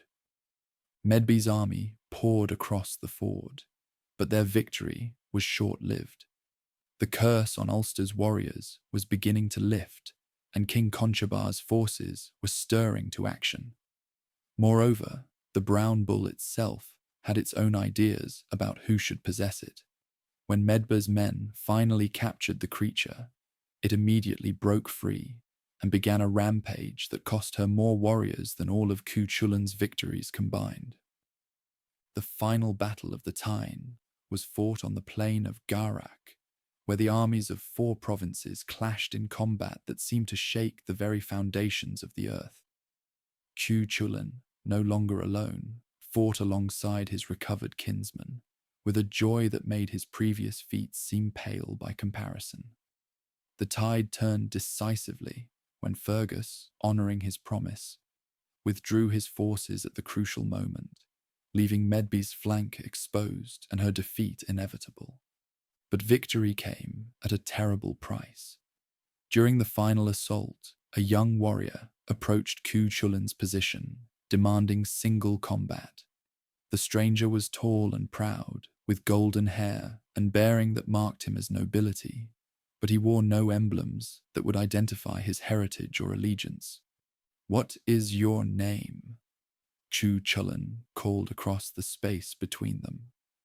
"I am forbidden to give my name to any man," the youth replied, raising his spear in challenge. "Then you will die nameless," Chulainn responded, though something about the young warrior stirred a memory he could not quite place.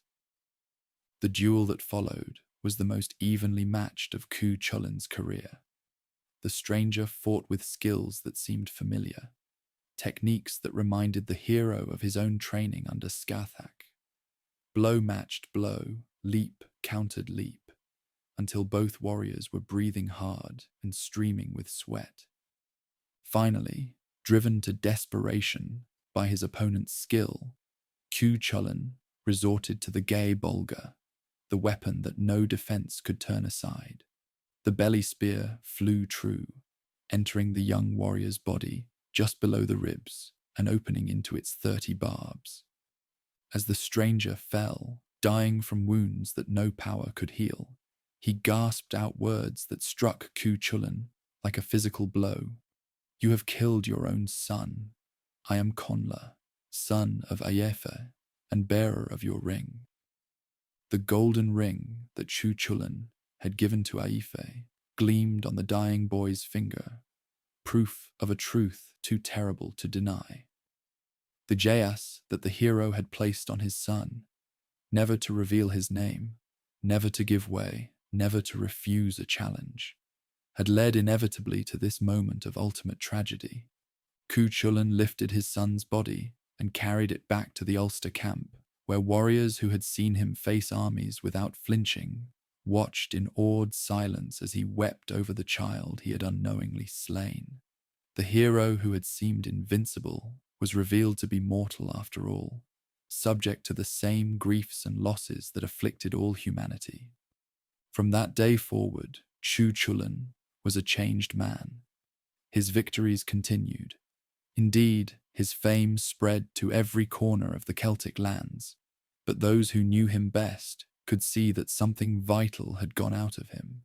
He still fought with unmatched skill and supernatural fury, but there was a recklessness in his actions that suggested a man who no longer feared death, but perhaps welcomed it.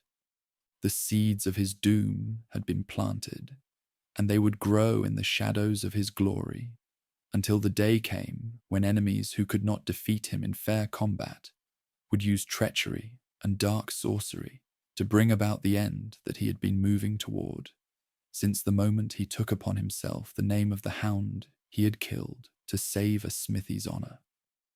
Chulainn's story became the template for all the heroes who would follow, establishing the eternal pattern of the warrior who achieves immortal fame through deeds that lead inevitably to tragedy. He proved that mortals could indeed rival the children of Danann in their capacity for both wonder and sorrow, setting the stage for an age when humanity would no longer need celestial guidance, but would forge its own legends in fire and blood, in courage and sacrifice, in the eternal struggle between what is and what ought to be. The age of heroes had proven that mortals could achieve greatness, rivaling the children of Danu themselves. But with such elevation came sorrows that cut deeper than any blade. For where there is great passion, there must be great loss, and where hearts burn brightest, they cast the darkest shadows. The tales that followed would explore the other face of heroism, not the glory won in battle, but the tragedies born of desire, the transformations wrought by devotion, and the bitter truth that even the mightiest champions remain vulnerable to the tender mercies of the heart. These were the stories that mothers whispered to their daughters by firelight, that bards sang when the wine had loosened tongues and the night had grown long enough for weeping. They spoke of beauty so transcendent it could doom kingdoms, of passion so pure it could bridge the gap between life and death, and of choices so terrible that their consequences would echo through generations like ripples from a stone cast into still water. The first and most tragic of these romances began with a cry that pierced the night like a blade through silk. In Ulster, during the reign of Conchobar mac Nessa, a feast was held at the house of Fidlimid, the royal storyteller. As the evening wore on and the assembled nobles grew merry with drink and tales, a scream erupted from the storyteller's wife. Not a cry of pain, but something stranger and more unsettling. The sound seemed to come from her womb itself, as if the unborn child within her was already lamenting some future sorrow. The guests fell silent, wine cups frozen halfway to their lips, while Cathbad the seer pressed his ear to the woman's belly. When he straightened, his face was pale as winter moonlight, and his voice carried the weight of unwelcome prophecy. "A daughter will be born from this womb," he intoned, "and her name shall be Deirdre, which means sorrow. She will be the most radiant woman ever to draw breath in Ireland, with hair like spun gold and eyes like the deep pools where salmon rest. Kings will desire her, warriors will fight for her, and kingdoms will burn because of her splendor. She will be the cause of great slaughter among the champions of Ulster, and because of her, the greatest warriors of this land will die in exile." The nobles shifted uneasily at these words, and some called for the infant to be killed at birth to prevent such calamity. But Conchobar raised his hand for silence, his eyes already kindling with a possessive light that those who knew him recognized and feared. "The child will live," he declared. "I will take her into my protection and raise her in isolation, away from all eyes but those I choose. When she comes of age, she will be my bride, and her radiance will serve to glorify my reign rather than destroy it." The prophecy fulfilled itself with cruel precision. The girl was born with an allure that seemed to glow from within, as if she carried starlight in her veins. Conchobar had the infant taken to a remote stronghold in the wilderness, where she was raised by a nurse named Levacum and a few carefully chosen servants. No man was permitted to look upon the maiden, except the physician who tended to her health and Conchobar himself, who visited occasionally to observe the flowering of his future bride. But such radiance could not be hidden forever. An affection, like water, finds a way through the smallest cracks in even the strongest walls. The girl grew to womanhood, knowing nothing of the outside realm, except what Levarcum told her in stories. Yet her heart yearned for something beyond the narrow confines of her prison palace. One winter morning, as snow fell outside her tower window, the captive watched her nurse prepare breakfast and accidentally cut her finger on a knife. As red blood dropped onto the white snow, a raven landed to drink from the crimson pool, and the maiden felt her heart stop with sudden longing. "I would cherish a man," she whispered, "who had hair as black as that raven, skin as white as this snow, and lips as red as this blood." Levarcam, who had come to adore the girl as her own daughter, felt her heart break at these words, for she knew of such a man, Nuis, son of Usnach, one of the greatest warriors in Ulster, and renowned throughout Ireland for his magnificence and prowess. But she also knew that speaking his name would set in motion events that could only end in tragedy. Yet desire will not be denied, and fate has its own cruel wisdom. When Levercham could no longer bear to see the maiden's melancholy, she told her ward about Nuis, describing his raven-black hair, his snow-white skin, and his lips red as fresh blood. More than that, she revealed that he and his two brothers often hunted in the forests near the tower. The captive began to watch from her window with new purpose, and it was not long before she caught sight of the three sons of Usnach racing through the woodland on their swift horses. Nuis rode in the lead, and when the girl saw him, she knew that her heart had found its home, even if that home was built on foundations of doom. The maiden devised a plan that was both simple and devastating. She slipped away from her guards one morning and positioned herself on a hill where Nuis would surely see her as he returned from the hunt. When he came upon her there, surrounded by wildflowers and morning mist, her radiance struck him like a physical blow. For a moment, neither could speak. Here was the woman no man was supposed to see, whose very existence was death to any who dared approach her. And here was the man she had dreamed of, as perfect as her imagination had painted him. Between them lay a choice that would reshape the fate of Ulster: safety and duty on one side, passion and destruction on the other.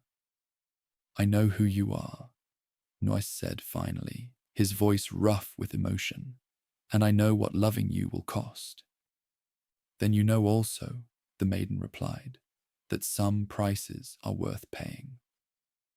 They fled that very night, Nuis and his brothers choosing exile and certain doom over the alternative of living without devotion. With them went the girl, finally free from her tower, but bound now by chains of gold that were stronger than any iron, the knowledge that their happiness was built on Ulster's sorrow. The exiles made their way to Alba, where they were welcomed by sympathetic chieftains who had heard tales of their plight. For years they lived in happiness that seemed to make their sacrifice worthwhile. Nuis and the maiden cherished each other with the intensity of those who know their time is borrowed, while his brothers, Ardan and Ainle, served as their protectors and companions. But Conchobar's rage did not cool with time. It hardened like iron in the forge, growing stronger and more bitter with each passing season. He sent spies to watch the exiles, waiting for the perfect moment to spring his trap. When he learned that even in Alba, the woman's radiance was causing problems, that local chieftains were beginning to war over her, he saw his opportunity. The trap came in the form of forgiveness. Conchobar sent Fergus MacRoic, once king of Ulster and foster father to the sons of Usnach, with an offer of safe return and royal pardon. Fergus was bound by Jaas to speak only truth, and his message was genuine. Conchobar promised on his honour that Nuis and his companions would be welcomed back to Ulster without harm. The exile's dreams, however, had been filled with visions of blood and betrayal. 3 times she saw ravens drinking from the severed heads of the sons of Usnach. 3 times she witnessed their deaths at the hands of men they trusted. She begged Nuis not to trust Conchobar's offer, but the warrior's homesickness was stronger than his caution, and his honour prevented him from believing that his foster father would lie. They returned to Ireland, and for a brief moment it seemed that her fears were unfounded. Conchobar welcomed them with apparent warmth and housed them at the Red Branch Hostel, where Ulster's greatest champions stayed when visiting the royal court. But the welcome was a facade, for the ruler had already arranged for their destruction. Conchobar sent Eogan MacDurthacht, chieftain of the Fern, to kill the sons of Usnach. Eogan was bound to the sovereign by old debts and obligations that made refusal impossible, and he carried out his grim task with efficient brutality. He thrust his spear through Nose's back with such force that it broke the warrior's spine, while his men struck down Ardon and Ainlers before they could draw their weapons. The maiden threw herself upon Nose's body, and her keening rose above the sounds of battle like the cry of a banshee.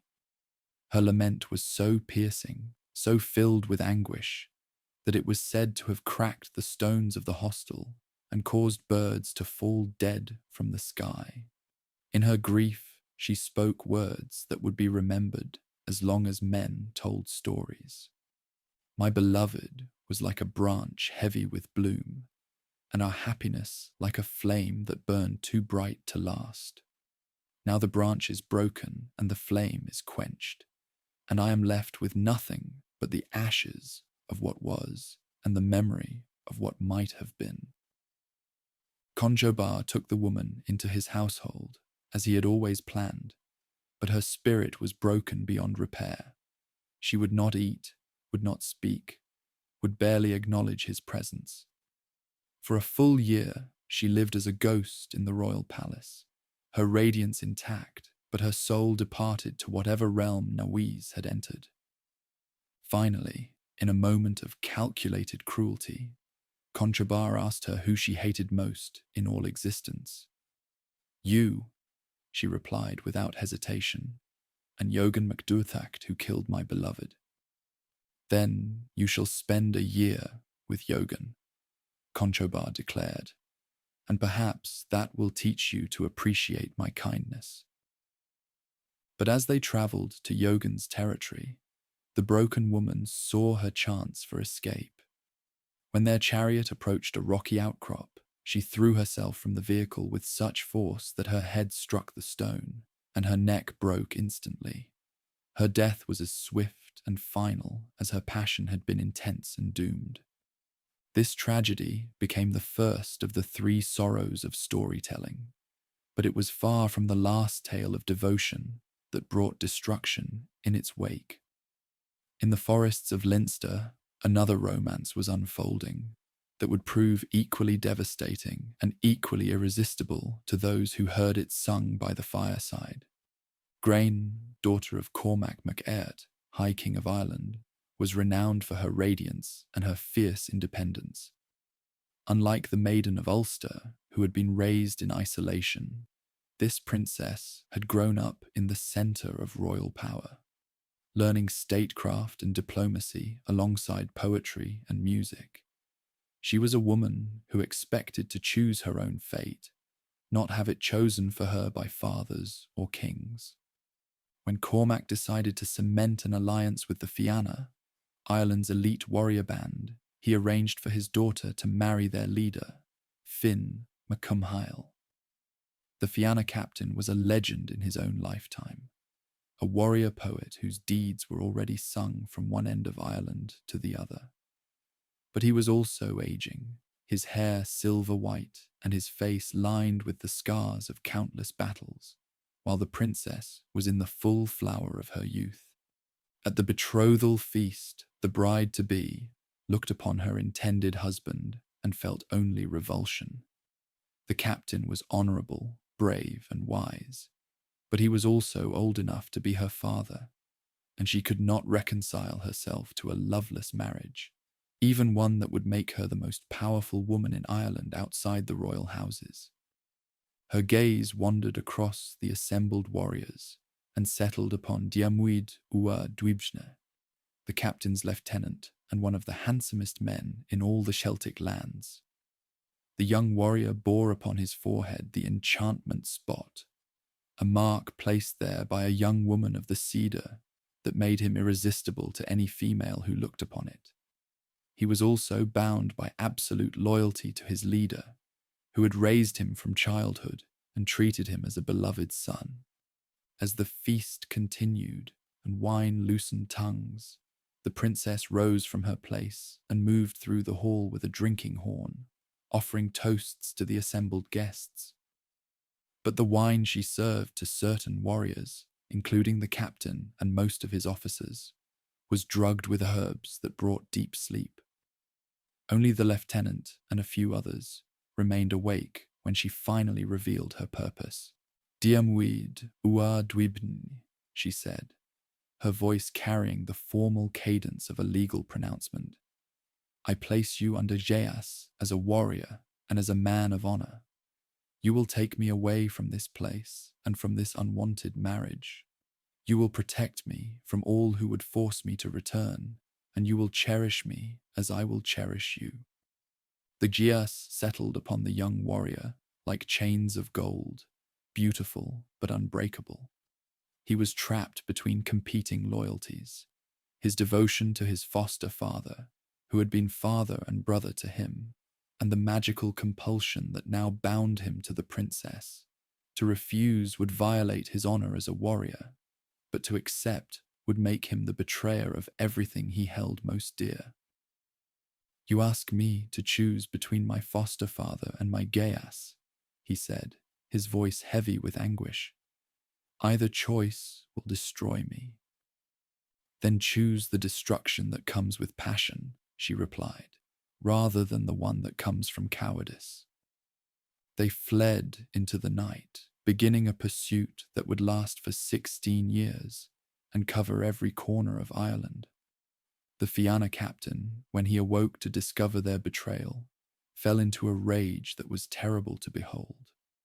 The man who had been like a son to him had stolen the woman he had planned to make his wife, and the wound cut deeper than any blade ever had. The chase that followed became the stuff of legend. The captain led the Fianna across mountain and moorland, through forest and field, always just behind the fleeing pair, but never quite able to catch them. The lieutenant's skills as a warrior served him well in their flight.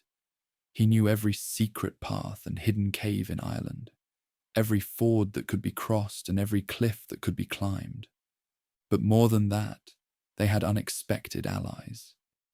The people of Ireland, hearing the story of the fugitives' plight, found their hearts touched by the romance of it all. Farmers would point the hunters in the wrong direction. Millers would provide false information about recent travelers, and innkeepers would swear they had seen no one matching the pair's description. Even some members of the Fianna began to question whether their pursuit was just.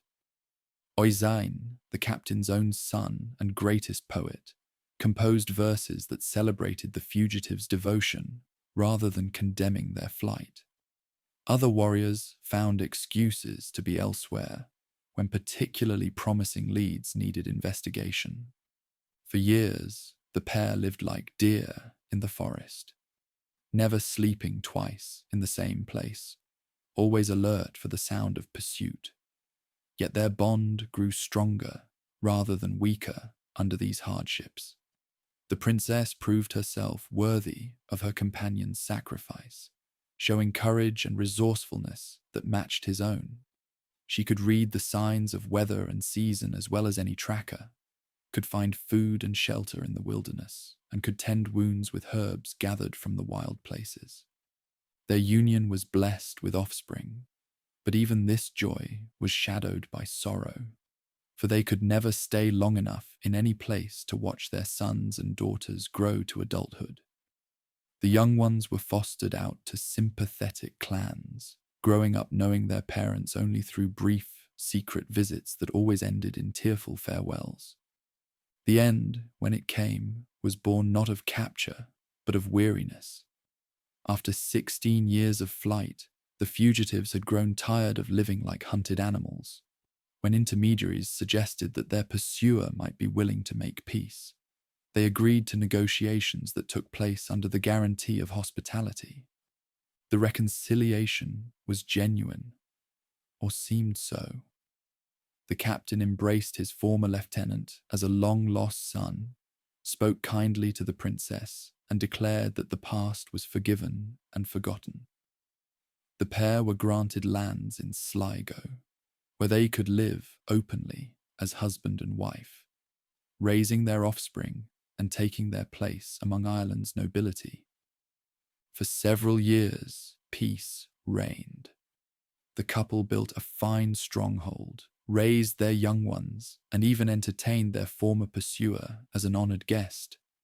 It seemed that devotion had triumphed over vengeance, that forgiveness was stronger than betrayal. But beneath the captain's apparent magnanimity, resentment still burned like banked coals. His opportunity for revenge came when a magical boar appeared on Ben Bulben, a mountain near the couple's lands. This was no ordinary beast, but a creature of the Otherworld, sent by forces that understood the secret weaknesses of heroes. The boar was the lieutenant's half-brother, transformed by sorcery in their youth, but retaining enough human intelligence to hate the warrior who had received all their father's attention. More than that, the young man was under Gaius never to hunt boar, for it had been prophesied that such a beast would be the cause of his death. When the captain organized a great hunt to destroy the creature, he invited his former lieutenant to join the party. The warrior knew it was a trap. His wife begged him to stay away, and his own instincts screamed warnings, but his honor would not permit him to refuse. To decline would be to admit fear, and that was something he could not do. The hunt was fierce and terrible, with the boar proving more cunning and dangerous than any natural animal. It killed several of the Fianna before the lieutenant finally cornered it on a narrow ledge high on Ben Bulben's slopes. The duel that followed was desperate and brutal, ending only when the warrior managed to drive his sword through the creature's heart. But even in death, the boar had its revenge.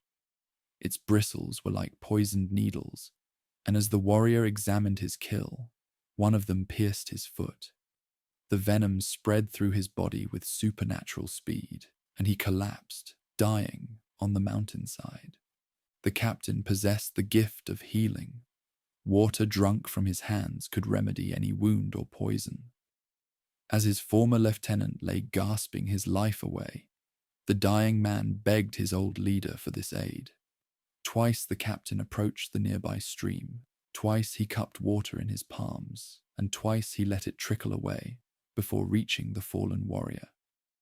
On the third attempt, moved perhaps by the pleas of his own men, or by some last stirring of the affection he had once felt for his lieutenant, the captain actually brought the water to the dying man's lips. But it was too late. Life had already fled, and even magical healing could not recall a spirit that had crossed into the realm of the dead. The princess's grief was terrible to behold, but it transformed into something even more frightening. Cold, calculating hatred that burned with the intensity of her former passion. She sent her sons to be trained in arms by the captain's enemies, and spent years gathering allies for the revenge she planned. When her boys came of age, she sent them to challenge their father's killer to single combat, one by one. The old hero survived these duels, but each victory cost him something vital. To kill the sons of the woman he had once desired, young men who might have been his own in another life, was a burden that weighed on his soul like stones. When death finally claimed him, some said it was not age or battle that took him, but the accumulated sorrow of too many unnecessary tragedies. But not all tales of transformation ended in death and sorrow. In the mists that shrouded Ireland's western coast, another story was unfolding, one that spoke to different truths about affection and loss, about the prices we pay for magnificence and the gifts that come disguised as afflictions. The offspring of Lear were born into privilege and power that seemed to guarantee happiness. Their father was one of the greatest of the Tuatha de Danann, lord of all the waters that surrounded Ireland, and master of the white horses that were the foam-capped waves. Their mother, Aob, was renowned for her gentleness and wisdom, and the four young ones, Aod, Fiannuala, Fiachra, and Con, grew up knowing only affection and laughter. But happiness built on perfection is fragile. And when Eowb died in childbirth with her fifth child, the family's joy died with her.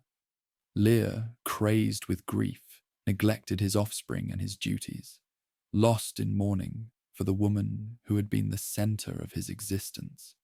To help his brother heal, Bodb Dearg, High King of the Tuatha de Danann, arranged for Lear to marry Eowb's sister, a waif. The new marriage was meant to provide the young ones with a mother and their father, with a companion who would help him through his grief.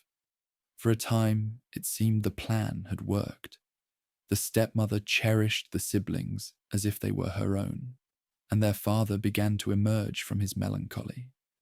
But jealousy is a poison that grows stronger with time, and the new wife began to resent the devotion that her husband showered upon his offspring. In his eyes, they were living reminders of his beloved first wife, and he treasured them in ways that made his second spouse feel like an outsider in her own home. The young ones, innocent of any wrongdoing, became the focus of a hatred that grew more twisted with each passing day. The stepmother's transformation from caring guardian to vengeful sorceress was gradual, marked by small cruelties that escalated over time. She began to speak harshly to the siblings, to find fault with everything they did, to poison their father's mind against them with lies and half-truths. When these tactics failed to diminish his affection for his offspring, she turned to darker methods. The enchantment she wove was a masterpiece of cruel artistry, born from deep knowledge of what would cause the greatest suffering. Rather than simply killing the young ones, which would have brought their torment to a quick end, she chose to trap them between life and death, between human consciousness and animal form. "You will keep your human voices and your human hearts," she declared as her magic settled upon them like a net of silver threads. "But your bodies will be those of water birds. For 900 years you will live thus, 300 years on the lake near your father's palace, 300 on the straits between Ireland and Ulster, and 300 more on the waters near the Isle of Inishglora. Only when the old powers have fallen and a new faith has come to Ireland will you be released from this enchantment." The transformation was immediate and agonizing. Flesh became feathers, arms became wings, voices became the haunting calls of the great white birds. Yet their minds remained human, trapped in forms that could no longer embrace their father, or speak the words that might bring comfort in their distress. Their father's grief when he discovered what had befallen his offspring was beyond description. He banished the stepmother to wander the earth as a demon of the air, but no power could undo what she had wrought. The spell was too strong, woven from genuine pain and twisted affection, that gave it a strength no simple magic could possess. For 3 centuries, the transformed siblings lived on Lough Derrabara, near their father's palace. During this time, they were not entirely without comfort, for their supernatural singing drew visitors from across Ireland and beyond. Their voices, enhanced by magic, could heal sickness, ease sorrow, and bring peace to troubled hearts.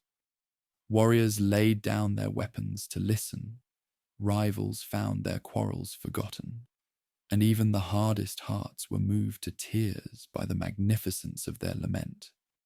But as the years passed, the siblings began to feel the weight of their imprisonment. They watched generations of mortals live and die, while they remained unchanged, watched kingdoms rise and fall, while they were trapped in the same afflicted forms. Their songs, while still stunning, grew sadder and more haunting, filled with longing for the human lives they could never reclaim. The second phase of their exile took them to the Sea of Moyle, the narrow straits between Ireland and Scotland. Here, far from the comfort of visitors and the familiarity of home, they endured the worst centuries of their punishment. Storms lashed the waters constantly, and ice formed on their feathers during the bitter winters. Many nights they huddled together for warmth, their bird forms providing little protection against the elements that their stepmother's spell prevented them from escaping. Yet even in this desolation, their bond as siblings grew stronger. Fionnuala, the only daughter, became the heart of their small family, her voice the sweetest and her spirit the strongest. She encouraged her male siblings when despair threatened to overwhelm them, reminded them of happier times when the present became unbearable, and kept alive the hope that someday their suffering would end. The final 3 centuries were spent near Inishglora, a small island off the coast of Mayo. By this time, the island they had known was changing beyond recognition. The Tuatha de Danann were withdrawing from the mortal realm, retreating to their cedar mounds and otherworldly palaces. New peoples were settling the land, bringing different customs and beliefs. The old ways were fading like mist before the morning sun.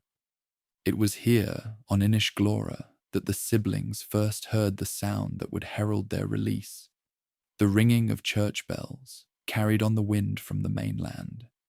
The new faith that the stepmother had prophesied was finally taking root in Ireland, and with it came the promise that their long exile was drawing to a close. The end came suddenly, as prophecies often do. A monk named Mocaumhog arrived on the island and was amazed to hear birdsong that seemed to carry words of greeting in the old tongue. When he realized what he had discovered, the legendary offspring of the Sea Lord, trapped for 9 centuries in their afflicted forms, he wept for pity and wonder. The monk's prayers and holy water broke the enchantment at last, but the release came at a price that was both merciful and terrible. The bird forms fell away like discarded garments, but the bodies revealed beneath were not those of the young people who had been transformed 900 years before.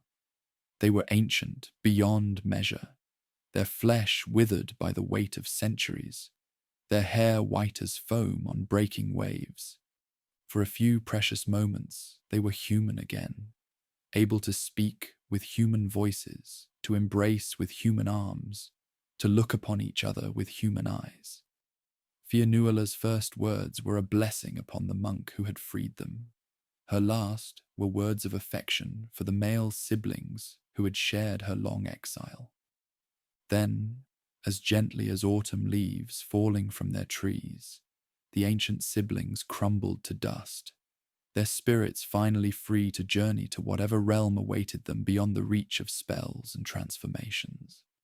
Mocaumhog buried their remains beneath a single stone and carved upon it the story of their long suffering and final release. But their legacy lived on in the songs they had sung during their centuries of exile. Every musician in Ireland learned their melodies, every poet memorized their words, and every parent used their story to teach young ones about the power of devotion to endure even the cruelest trials. The offspring of the Sea Lord had paid a terrible price for their stepmother's jealousy, but they had also given Ireland something precious, proof that the human spirit, however transformed or constrained, can never truly be broken. These tales of passion and transformation became the heart of Ireland's storytelling tradition, passed down through generations like precious heirlooms. They spoke to truths that went deeper than history or politics, truths about the nature of affection itself, about the prices we pay for magnificence, about the changes that shape us all. In them, the people of Ireland found reflections of their own struggles and dreams, their own capacity for both great devotion and great sorrow. The age of heroes was ending, but these stories ensured that its lessons would endure.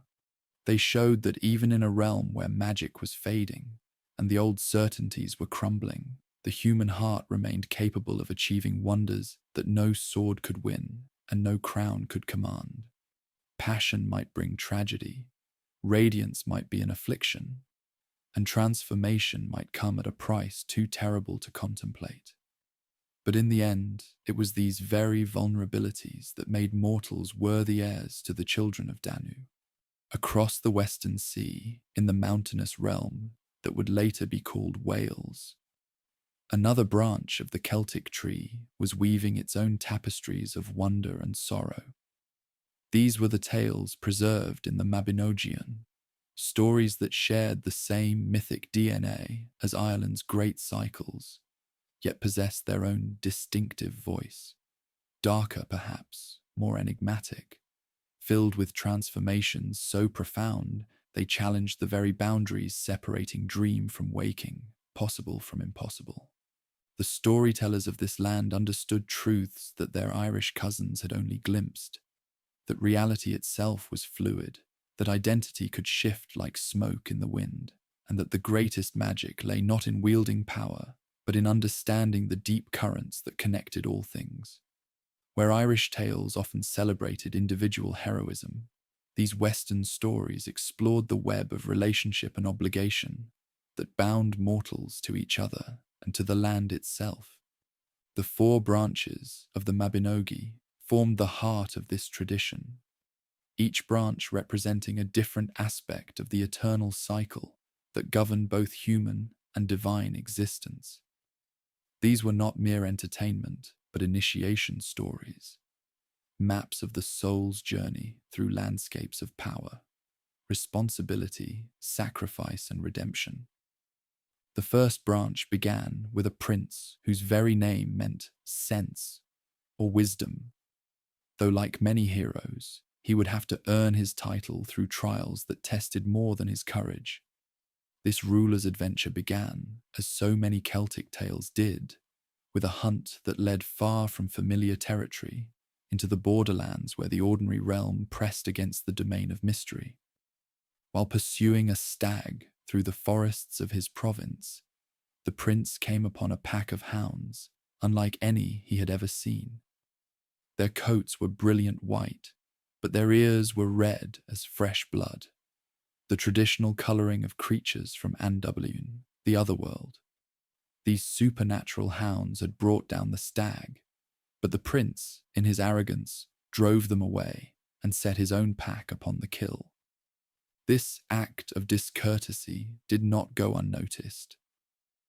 As the hunter prepared to claim the stag, a horseman emerged from the shadows of the forest, a figure of such nobility and power that the very air seemed to shimmer around his presence.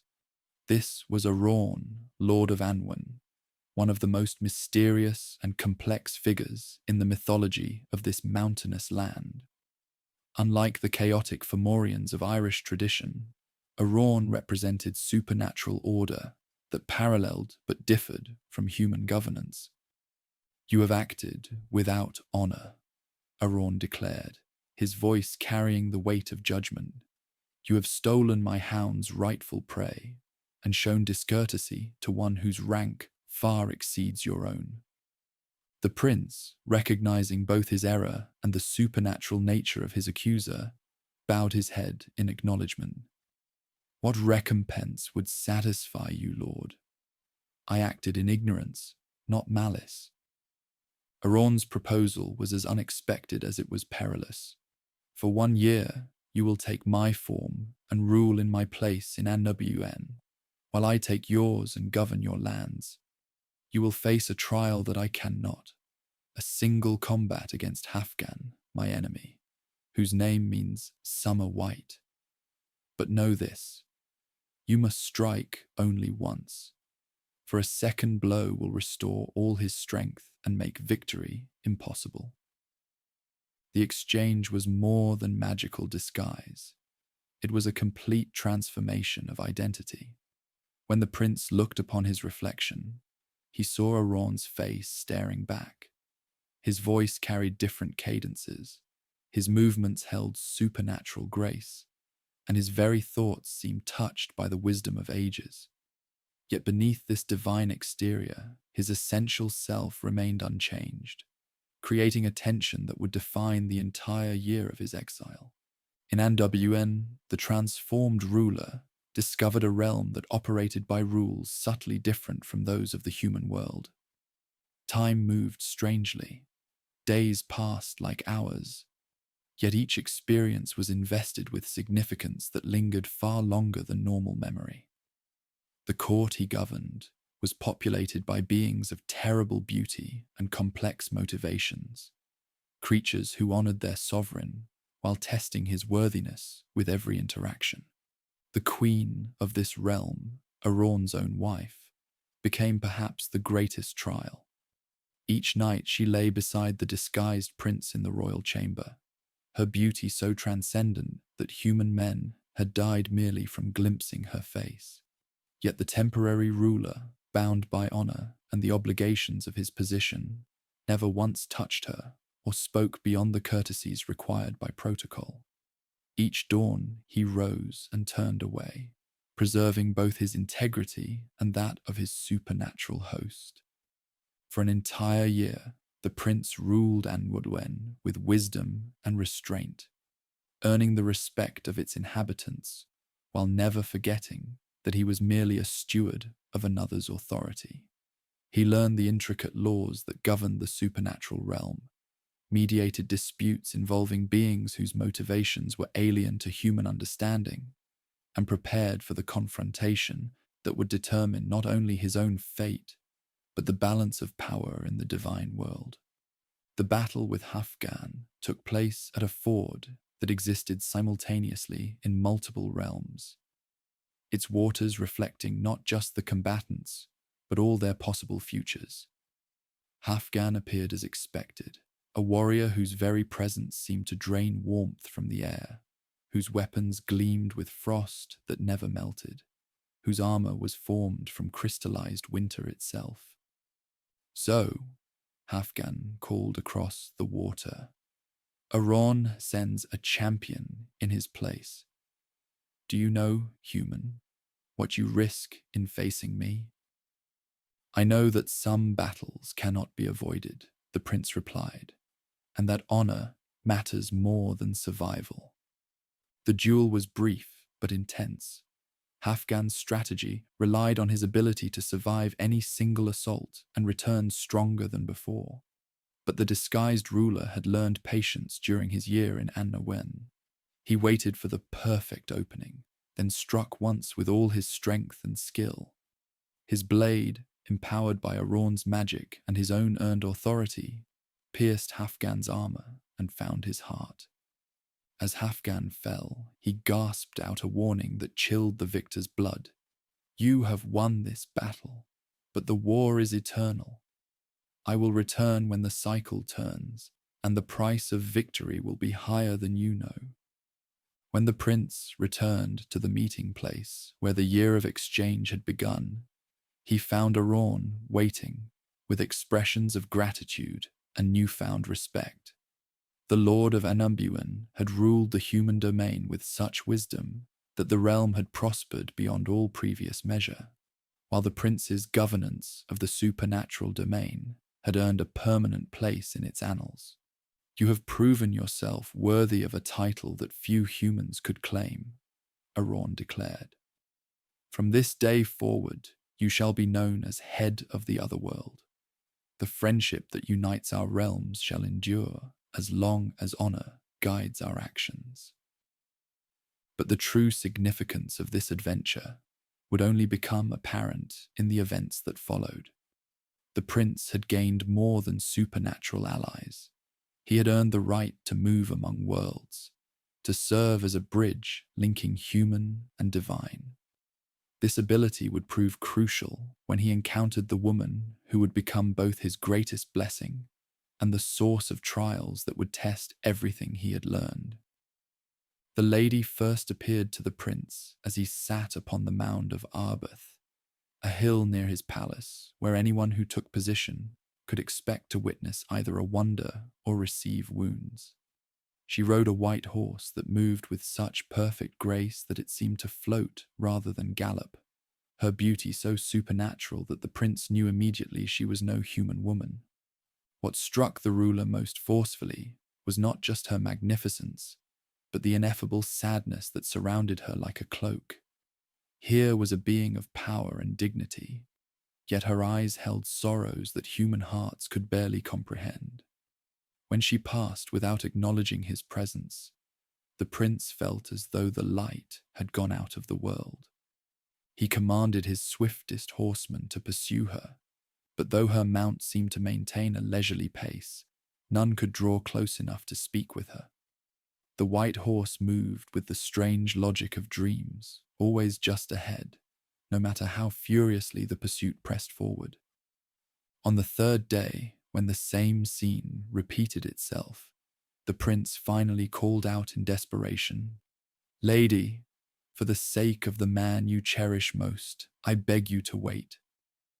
At these words, the rider's horse stopped immediately, and she turned to face the prince with a smile that was both welcoming and tinged with infinite melancholy. "It would have been more courteous to ask earlier," she said, her voice carrying harmonics that suggested vast spaces and endless time. "I have been hoping for this conversation for longer than you might imagine." She revealed herself as a noblewoman of the Otherworld who had been promised in marriage to Gwal Fab Clud, a suitor she despised. She had come seeking the prince specifically, having heard of his honour and his friendship with Arawn, hoping that he might offer her an alternative to the loveless union that awaited her.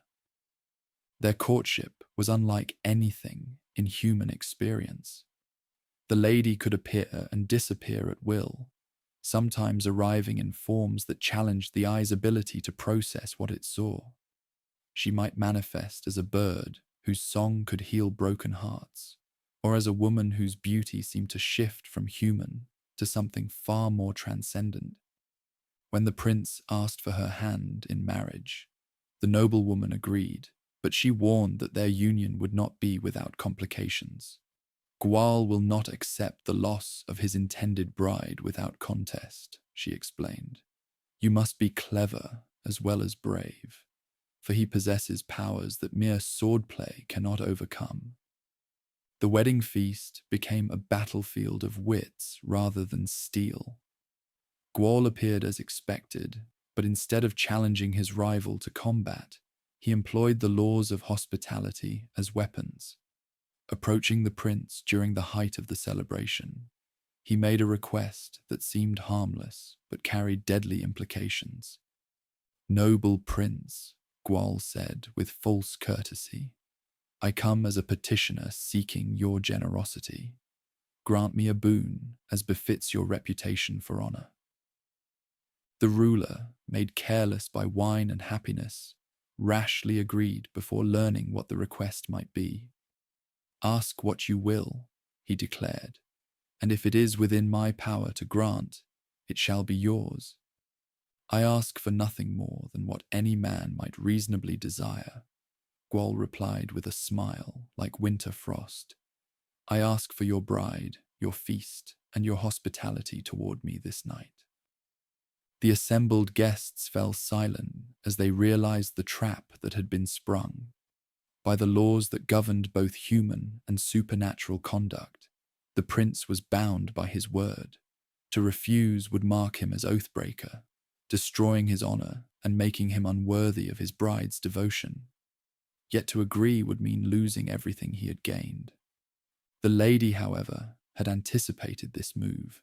She whispered urgent instructions to her intended husband, providing both a magical bag and a plan that would turn Gwal's cleverness against itself.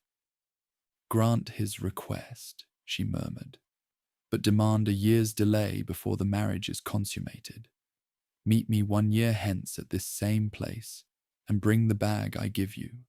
Trust in my wisdom, even when events seem to spiral beyond control." The year that followed was the longest of the prince's life. He honored his agreement, allowing Gwal to claim the feast and the right to court the lady, while withdrawing to his own lands to wait and plan. The magical bag she had given seemed ordinary enough, a simple sack that could hold no more than a few handfuls of grain. Yet she had insisted it would be the key to their salvation. When the appointed night arrived, the prince disguised himself as a beggar and approached the hall where Gwawl was celebrating his impending triumph. Following his beloved's instructions precisely, he interrupted the festivities by approaching the high table with his bag in hand. "Noble lord," he said in the wheedling voice of a professional mendicant, "I come seeking your well-known generosity. I ask only that you fill this humble bag with food, that I might not go hungry this night." Gwawl, eager to display his magnanimity before the assembled guests, commanded his servants to fill the beggar's sack. But no matter how much food they poured into the bag, it remained as empty as before. Bread, meat, wine, all disappeared into its depths without making the slightest difference in its appearance. "What manner of sorcery is this?" Gwawl demanded, but his curiosity was stronger than his caution. "No sorcery, lord," the disguised prince replied. "Merely an old soldier's travelling pack that has seen much service. But I fear it will never be satisfied unless one of noble blood steps into it and declares that enough has been given." Gwal's pride would not allow him to appear less generous than a common beggar's expectations. He stepped into the bag to make the required declaration, and immediately found himself trapped within its magical confines, which contracted around him like a living thing. The prince's men, who had been waiting in concealment, rushed into the hall at their lord's signal. They tied the bag securely and began a game they called Badger in the Bag, striking the captive Gwawl with sticks while he howled and pleaded for release. "Enough," the lady commanded, her voice cutting through the celebration like a blade. "This is not seemly behavior for noble men." The terms of Gwal's release were carefully negotiated. He would renounce all claim to the supernatural bride, swear never to seek revenge for his humiliation, and provide compensation for the year of delay he had caused. In return, he would be freed, unharmed, and allowed to depart with his dignity intact. The wedding was celebrated throughout the realm as a triumph of wit over power, of devoted cunning over arrogant strength. Yet their happiness was shadowed by prophecies that spoke of trials to come. The marriage of human and supernatural always carried a price, and that price would be paid in the currency of the heart. When their son was born, the entire kingdom rejoiced. The child, who would be named Pridery, meaning worry or care, was beautiful beyond description, showing signs of inheriting power from both his human and supernatural heritage. But on the night of his birth, while the queen slept exhausted from her labor, 6 women were set to watch over the infant prince. As dawn approached, weariness overcame the watchers, despite their best efforts to remain alert. When they woke, the child had vanished without trace, leaving only a few drops of blood on the bedding as evidence of what might have transpired. Terror of the prince's wrath drove the women to a desperate deception. They killed a puppy and smeared its blood on the queen's hands and lips, scattered its bones around her bed, and swore that they had seen her devour her own child in a fit of supernatural madness. The accusations cut the prince to the heart, for he knew that his wife's divine nature made her capable of transformations beyond human understanding. Yet his experience in Mabinogion had taught that appearance and reality were often at odds, and his year with Aran's queen had shown the value of trust in the face of seeming impossibility. The court demanded justice, but the ruler found himself trapped amid conflicting loyalties. To believe his wife was to declare his nobles and servants liars. To accept their testimony was to condemn the woman he cherished above all else. The solution he chose satisfied no one, but preserved both truth and compassion. Rather than divorce his queen or demand her execution, the prince decreed that she would accept punishment that acknowledged the accusations while allowing for her eventual vindication. For 7 years, she would sit beside the mounting block outside the palace gates, offering to carry visitors on her back like a horse while confessing to the crime of which she was accused. This punishment was both humiliation and hidden honor, for it placed the queen in the position of a beast of burden, while simultaneously making her the first person that every visitor to the court would encounter. Her grace and dignity under this trial gradually won the respect even of those who had condemned her, and her willingness to bear unjust accusation without bitterness became legendary throughout the realm. The truth was eventually revealed through events that demonstrated the interconnected nature of these mountain tales. In the eastern lands, a nobleman named Danann possessed a mare that foaled each May Eve, only to have her offspring mysteriously disappear before morning. Determined to solve this puzzle, Danann spent one May Eve watching in the stable, fully armed and alert. As the mare gave birth, a massive claw reached through the stable window to seize the newborn foal. Danann struck with his sword, severing the claw at the wrist, and heard a terrible cry of pain echo across the countryside. When he investigated, he found not only the rescued foal, but a human infant, beautiful beyond description and obviously of noble birth. Danann and his wife raised the child as their own, marveling at his rapid growth and supernatural abilities. By the age of 4, he was as developed as a normal child of 8, could tame any horse by speaking to it, and showed signs of inheriting powers that suggested divine heritage. As reports of the Queen's punishment spread throughout the land, Danann began to see resemblances linking his adopted son and the lost prince. The child's features recalled both the ruler and his supernatural queen, and his abilities suggested the heritage of one born to rule. The reunion was joyous beyond description. The queen was vindicated, her son restored, and the family reunited after 7 years of separation and trial. Yet the experience had changed them all. Pryderi had grown up knowing himself as a foundling rather than a prince, learning humility and resourcefulness that would serve well in the trials ahead. His mother had discovered depths of strength and endurance she had not known she possessed. The prince had learned that true leadership sometimes required accepting injustice in service of greater truths. The second branch took up the tale years later, when Pryderi had become a man and inherited his father's throne. This segment explored the consequences of the connections forged in the first branch, showing how the actions of one generation echo through the next in patterns both inevitable and surprising. Branwen, sister to Bran the Blessed, was renowned as one of the 3 most beautiful women in Britain. Her marriage to Matholwch, King of Ireland, was intended to cement the alliance linking the 2 islands, but it became instead the source of a war that would devastate both realms and fundamentally alter the balance of power separating the human and divine domains. Bran himself was a figure of almost cosmic significance, a giant so vast that no building could contain his presence, no ship could carry him across water.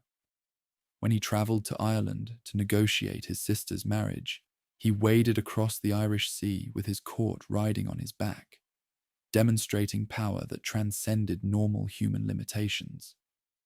The wedding seemed to promise a golden age of peace, linking the Celtic realms. Branwen's beauty was matched by her wisdom, Matholwch's desire for the alliance was genuine, and Bran's gifts to the Irish king included treasures that would have made any realm prosper. Among these gifts was a cauldron of rebirth, one of the 13 treasures of Britain, capable of restoring dead warriors to life. Though they would return without the power of speech, marked forever by their passage through death. But peace built on political marriage is fragile, and the seeds of destruction were sown by Efnisien, Branwen's half-brother, whose nature was as destructive as Bran's was creative.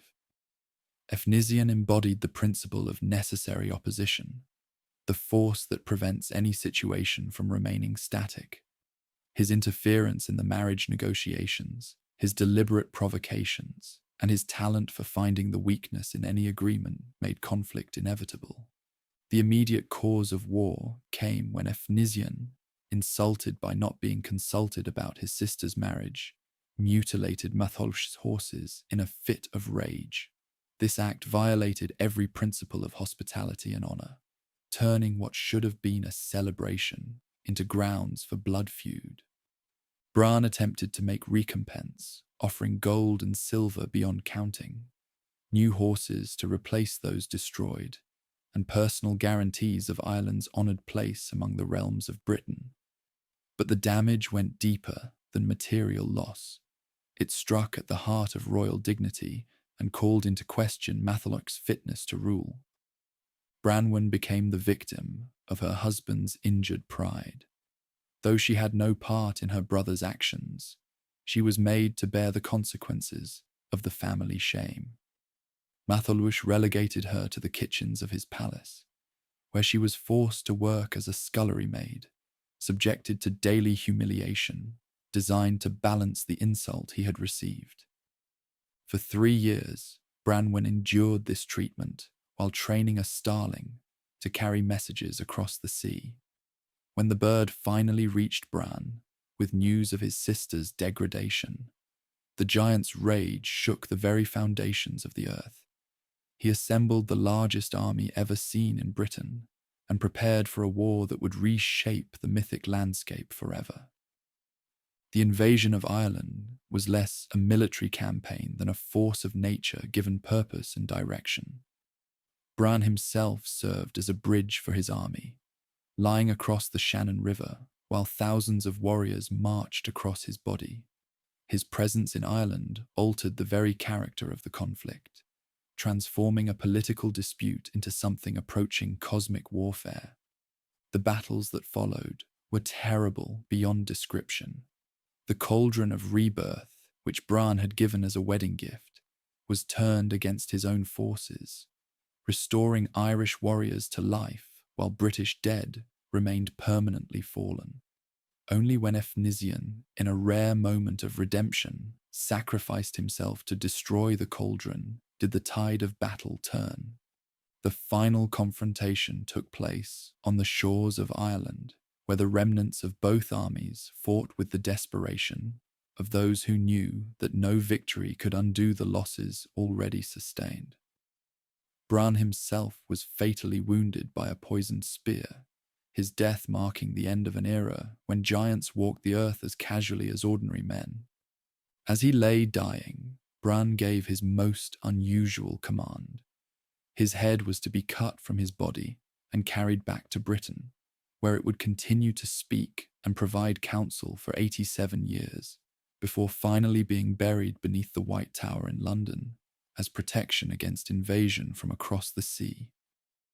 The journey of Bran's head became one of the most haunting episodes in the mythology of these islands. The 7 survivors of the war, including Pryderi, who had fought in the campaign, spent those 87 years in a state linking life and death, neither fully human nor completely divine. They travelled first to Harlech, where they remained for 7 years, entertained by the 3 birds, whose song could wake the dead and lull the living to sleep. Then they journeyed to Gwales in Penfro, where they spent 80 years in a hall that existed outside normal time, sustained by Bran's living head and protected from knowledge of all the sorrows they had witnessed. This period, known as the Assembly of the Wondrous Head, represented a perfect moment suspended amid joy and grief, memory and forgetting. The survivors knew happiness untainted by awareness of loss, yet this happiness was artificial, dependent on their willingness to ignore the door that would restore their full awareness of reality. When curiosity finally drove one of them to open the forbidden door, the spell was broken. All their grief returned at once. The memory of fallen companions, the knowledge of kingdoms laid waste, the understanding that their long feast had been merely postponement of inevitable sorrow. They buried Bran's head as he had commanded, and returned to a world that had changed beyond recognition during their absence. The third branch explored the consequences of these cataclysmic events through the story of Manawydan, Bran's brother, who found himself displaced in a realm that no longer had place for figures of his mythic stature. This tale examined what happened when supernatural beings were forced to adapt to a world increasingly dominated by human concerns and limitations. Manawydan's marriage to the queen, now widowed by her first husband's death, seemed to offer hope for rebuilding what the war had destroyed. Their combined wisdom and supernatural abilities suggested they might restore the devastated lands to their former glory. But the realm itself had been fundamentally altered by the conflicts it had witnessed. The enchantment that fell upon their lands was unlike anything seen before, a spell of emptiness that removed all life except for the four companions, Manawydan, the queen, Pryderi, and his wife Chigfa. Their kingdom became a void, populated only by themselves and the mysterious forces that had engineered this desolation. The revelation that this enchantment was revenge for ancient grievances showed how the actions of the past continued to shape the present in unexpected ways. Lwyd Fab Chill Coed, a sorcerer whose friend had been humiliated in the events of the first branch, had waited years for the perfect opportunity to strike back at the royal family. The resolution required not force but wisdom, not power but understanding of the intricate web of obligation and responsibility that connected all actions across time.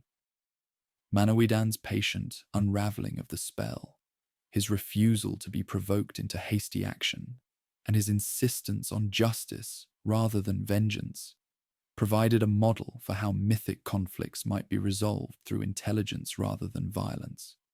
The fourth branch brought the cycle to its climax with the story of Mathfab Maddonwy, a tale that explored the ultimate consequences of attempting to wield absolute power without accepting absolute responsibility. Math was a king whose feet had to rest in a virgin's lap whenever he was not at war, a strange geas that symbolized the connection linking political power and personal purity. When his footholder, Gowyn, was violated by his nephews Gilfethwy and Gwydion, Math's response was both punishment and transformation. He turned the guilty pair into animals, first deer, then boars, then wolves, forcing them to experience existence from perspectives other than human, to understand the consequences of treating others as objects rather than persons. The birth of Lor gifts from these transformations introduced a figure whose story would become central to the mythology of this mountain realm. Lur's triple destiny, to have no name except what his mother gave, to bear no arms except those she provided, and to marry no woman born of any race currently dwelling on earth, created challenges that could only be resolved through the deepest magic. The creation of Blodeuwedd from flowers was meant to circumvent the prohibition against Lur marrying a human woman, but it introduced problems that its creators had not anticipated. A woman formed from the essence of plants, rather than born from human union, possessed beauty beyond human comprehension, but lacked the emotional development that comes from growing up among her own kind. Blodeuwedd's betrayal of Lur with Gronvperber was perhaps inevitable. She was drawn to the huntsman's purely human passions after a lifetime with a husband whose supernatural nature made him increasingly remote from ordinary emotional experience. Her plot to discover the secret of Lur's vulnerability and arrange his apparent death represented not just personal betrayal, but a fundamental conflict amid different ways of experiencing existence. Lur's transformation into an eagle and his eventual restoration demonstrated the understanding that identity itself was fluid, that the boundaries separating human and animal, living and dead, were not as fixed as they appeared. His forgiveness of his wife, even as he accepted the necessity of her transformation into an owl, showed a wisdom that transcended simple justice.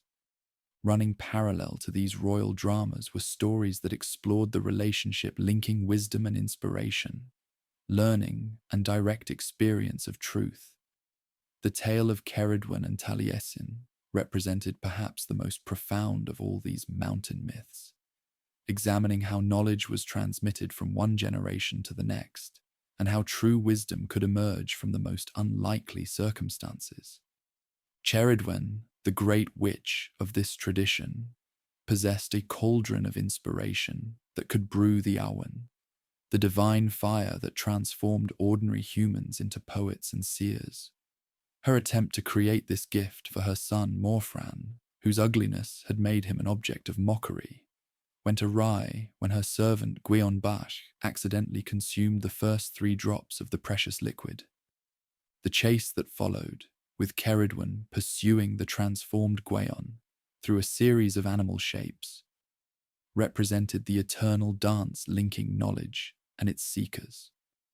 As hare and greyhound, fish and otter, bird and hawk, they traced the fundamental patterns that connected all life, each transformation revealing new aspects of the cosmic order. Gwion's final rebirth as Taliesin, the greatest of all bards, showed how wisdom could emerge from destruction, how the death of the ordinary self could give birth to something unprecedented. Taliesin's songs contained knowledge that transcended normal human understanding. He sang of the creation of the world, the true names of the stars, the secret histories of vanished peoples. The wild hunt that rode through stormy skies on tempestuous nights represented another aspect of this supernatural presence in the human realm. Led by Arawn or other divine kings, these spectral processions served as reminders that the barriers separating life and death, order and chaos, were far more permeable than most humans preferred to believe. The 13 treasures of Britain, scattered throughout these legends, paralleled Ireland's 4 treasures, while representing a more complex understanding of how power could be distributed and contained. Each treasure embodied a different aspect of sovereignty, the ability to provide, to protect, to judge, to inspire. Together, they formed a constellation of possibilities that could transform any realm fortunate enough to possess them. Culhwch and Olwen, among the earliest Arthurian tales, showed how the mythology of this mountain realm would eventually merge with the broader European tradition of romance and chivalry. Culhwch's quest to win the giant's daughter required not just personal courage, but the cooperation of numerous helpers, each contributing specialized knowledge or abilities to the common goal. The tasks demanded by Ysbaddaden Pencawer, Olwen's giant father, seemed impossible until approached with the understanding that no single individual, however heroic, could encompass all necessary skills. The hunting of the great boar, Tuatha, the gathering of impossible objects, the recruitment of legendary figures, all these challenges required the kind of collective effort that would later characterize the Round Table. Arthur's role in this early tale was not yet that of the central figure he would become in later romances, but rather of a king whose court served as a gathering place for heroes, and whose authority could coordinate efforts that spanned multiple realms. This early Arthur was still more mythic than chivalric, more connected to the supernatural traditions of his people than to the continental ideals that would later reshape his legend. The influence of this mountain mythology on the broader Arthurian tradition was profound and lasting.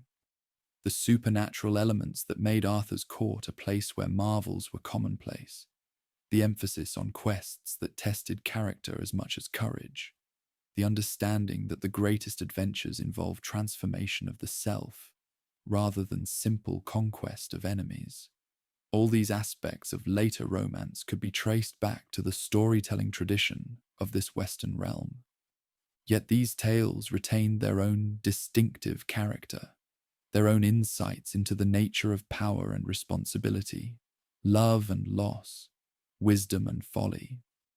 They showed that the mythic imagination was not bound by political boundaries, that the Celtic understanding of reality as fundamentally fluid and interconnected could express itself in multiple forms while retaining its essential truth.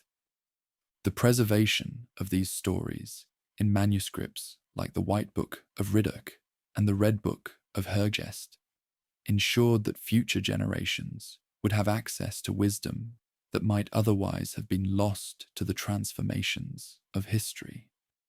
These collections became treasuries of knowledge about a way of seeing the world that valued relationship over dominance, transformation over stasis, wisdom over mere cleverness. The understanding that all stories were ultimately one story, all quests ultimately the same quest, all transformations ultimately aspects of the single great transformation that carried souls from ignorance to understanding, provided a unifying vision that connected individual tales into a coherent mythology.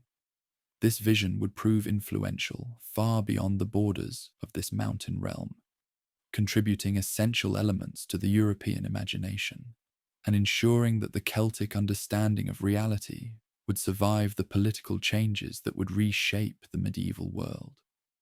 As the age of the Mabinogi drew toward its close, the stage was set for the final transformation that would bring the Celtic mythological tradition into contact with new ways of understanding the divine, new approaches to the eternal questions of meaning and purpose that had always driven the greatest stories. The collision of pagan and Christian worldviews would create new forms of narrative while preserving essential insights from the older tradition, ensuring that the wisdom of the Celtic storytellers would continue to illuminate the human condition long after their original cultural context had passed into memory.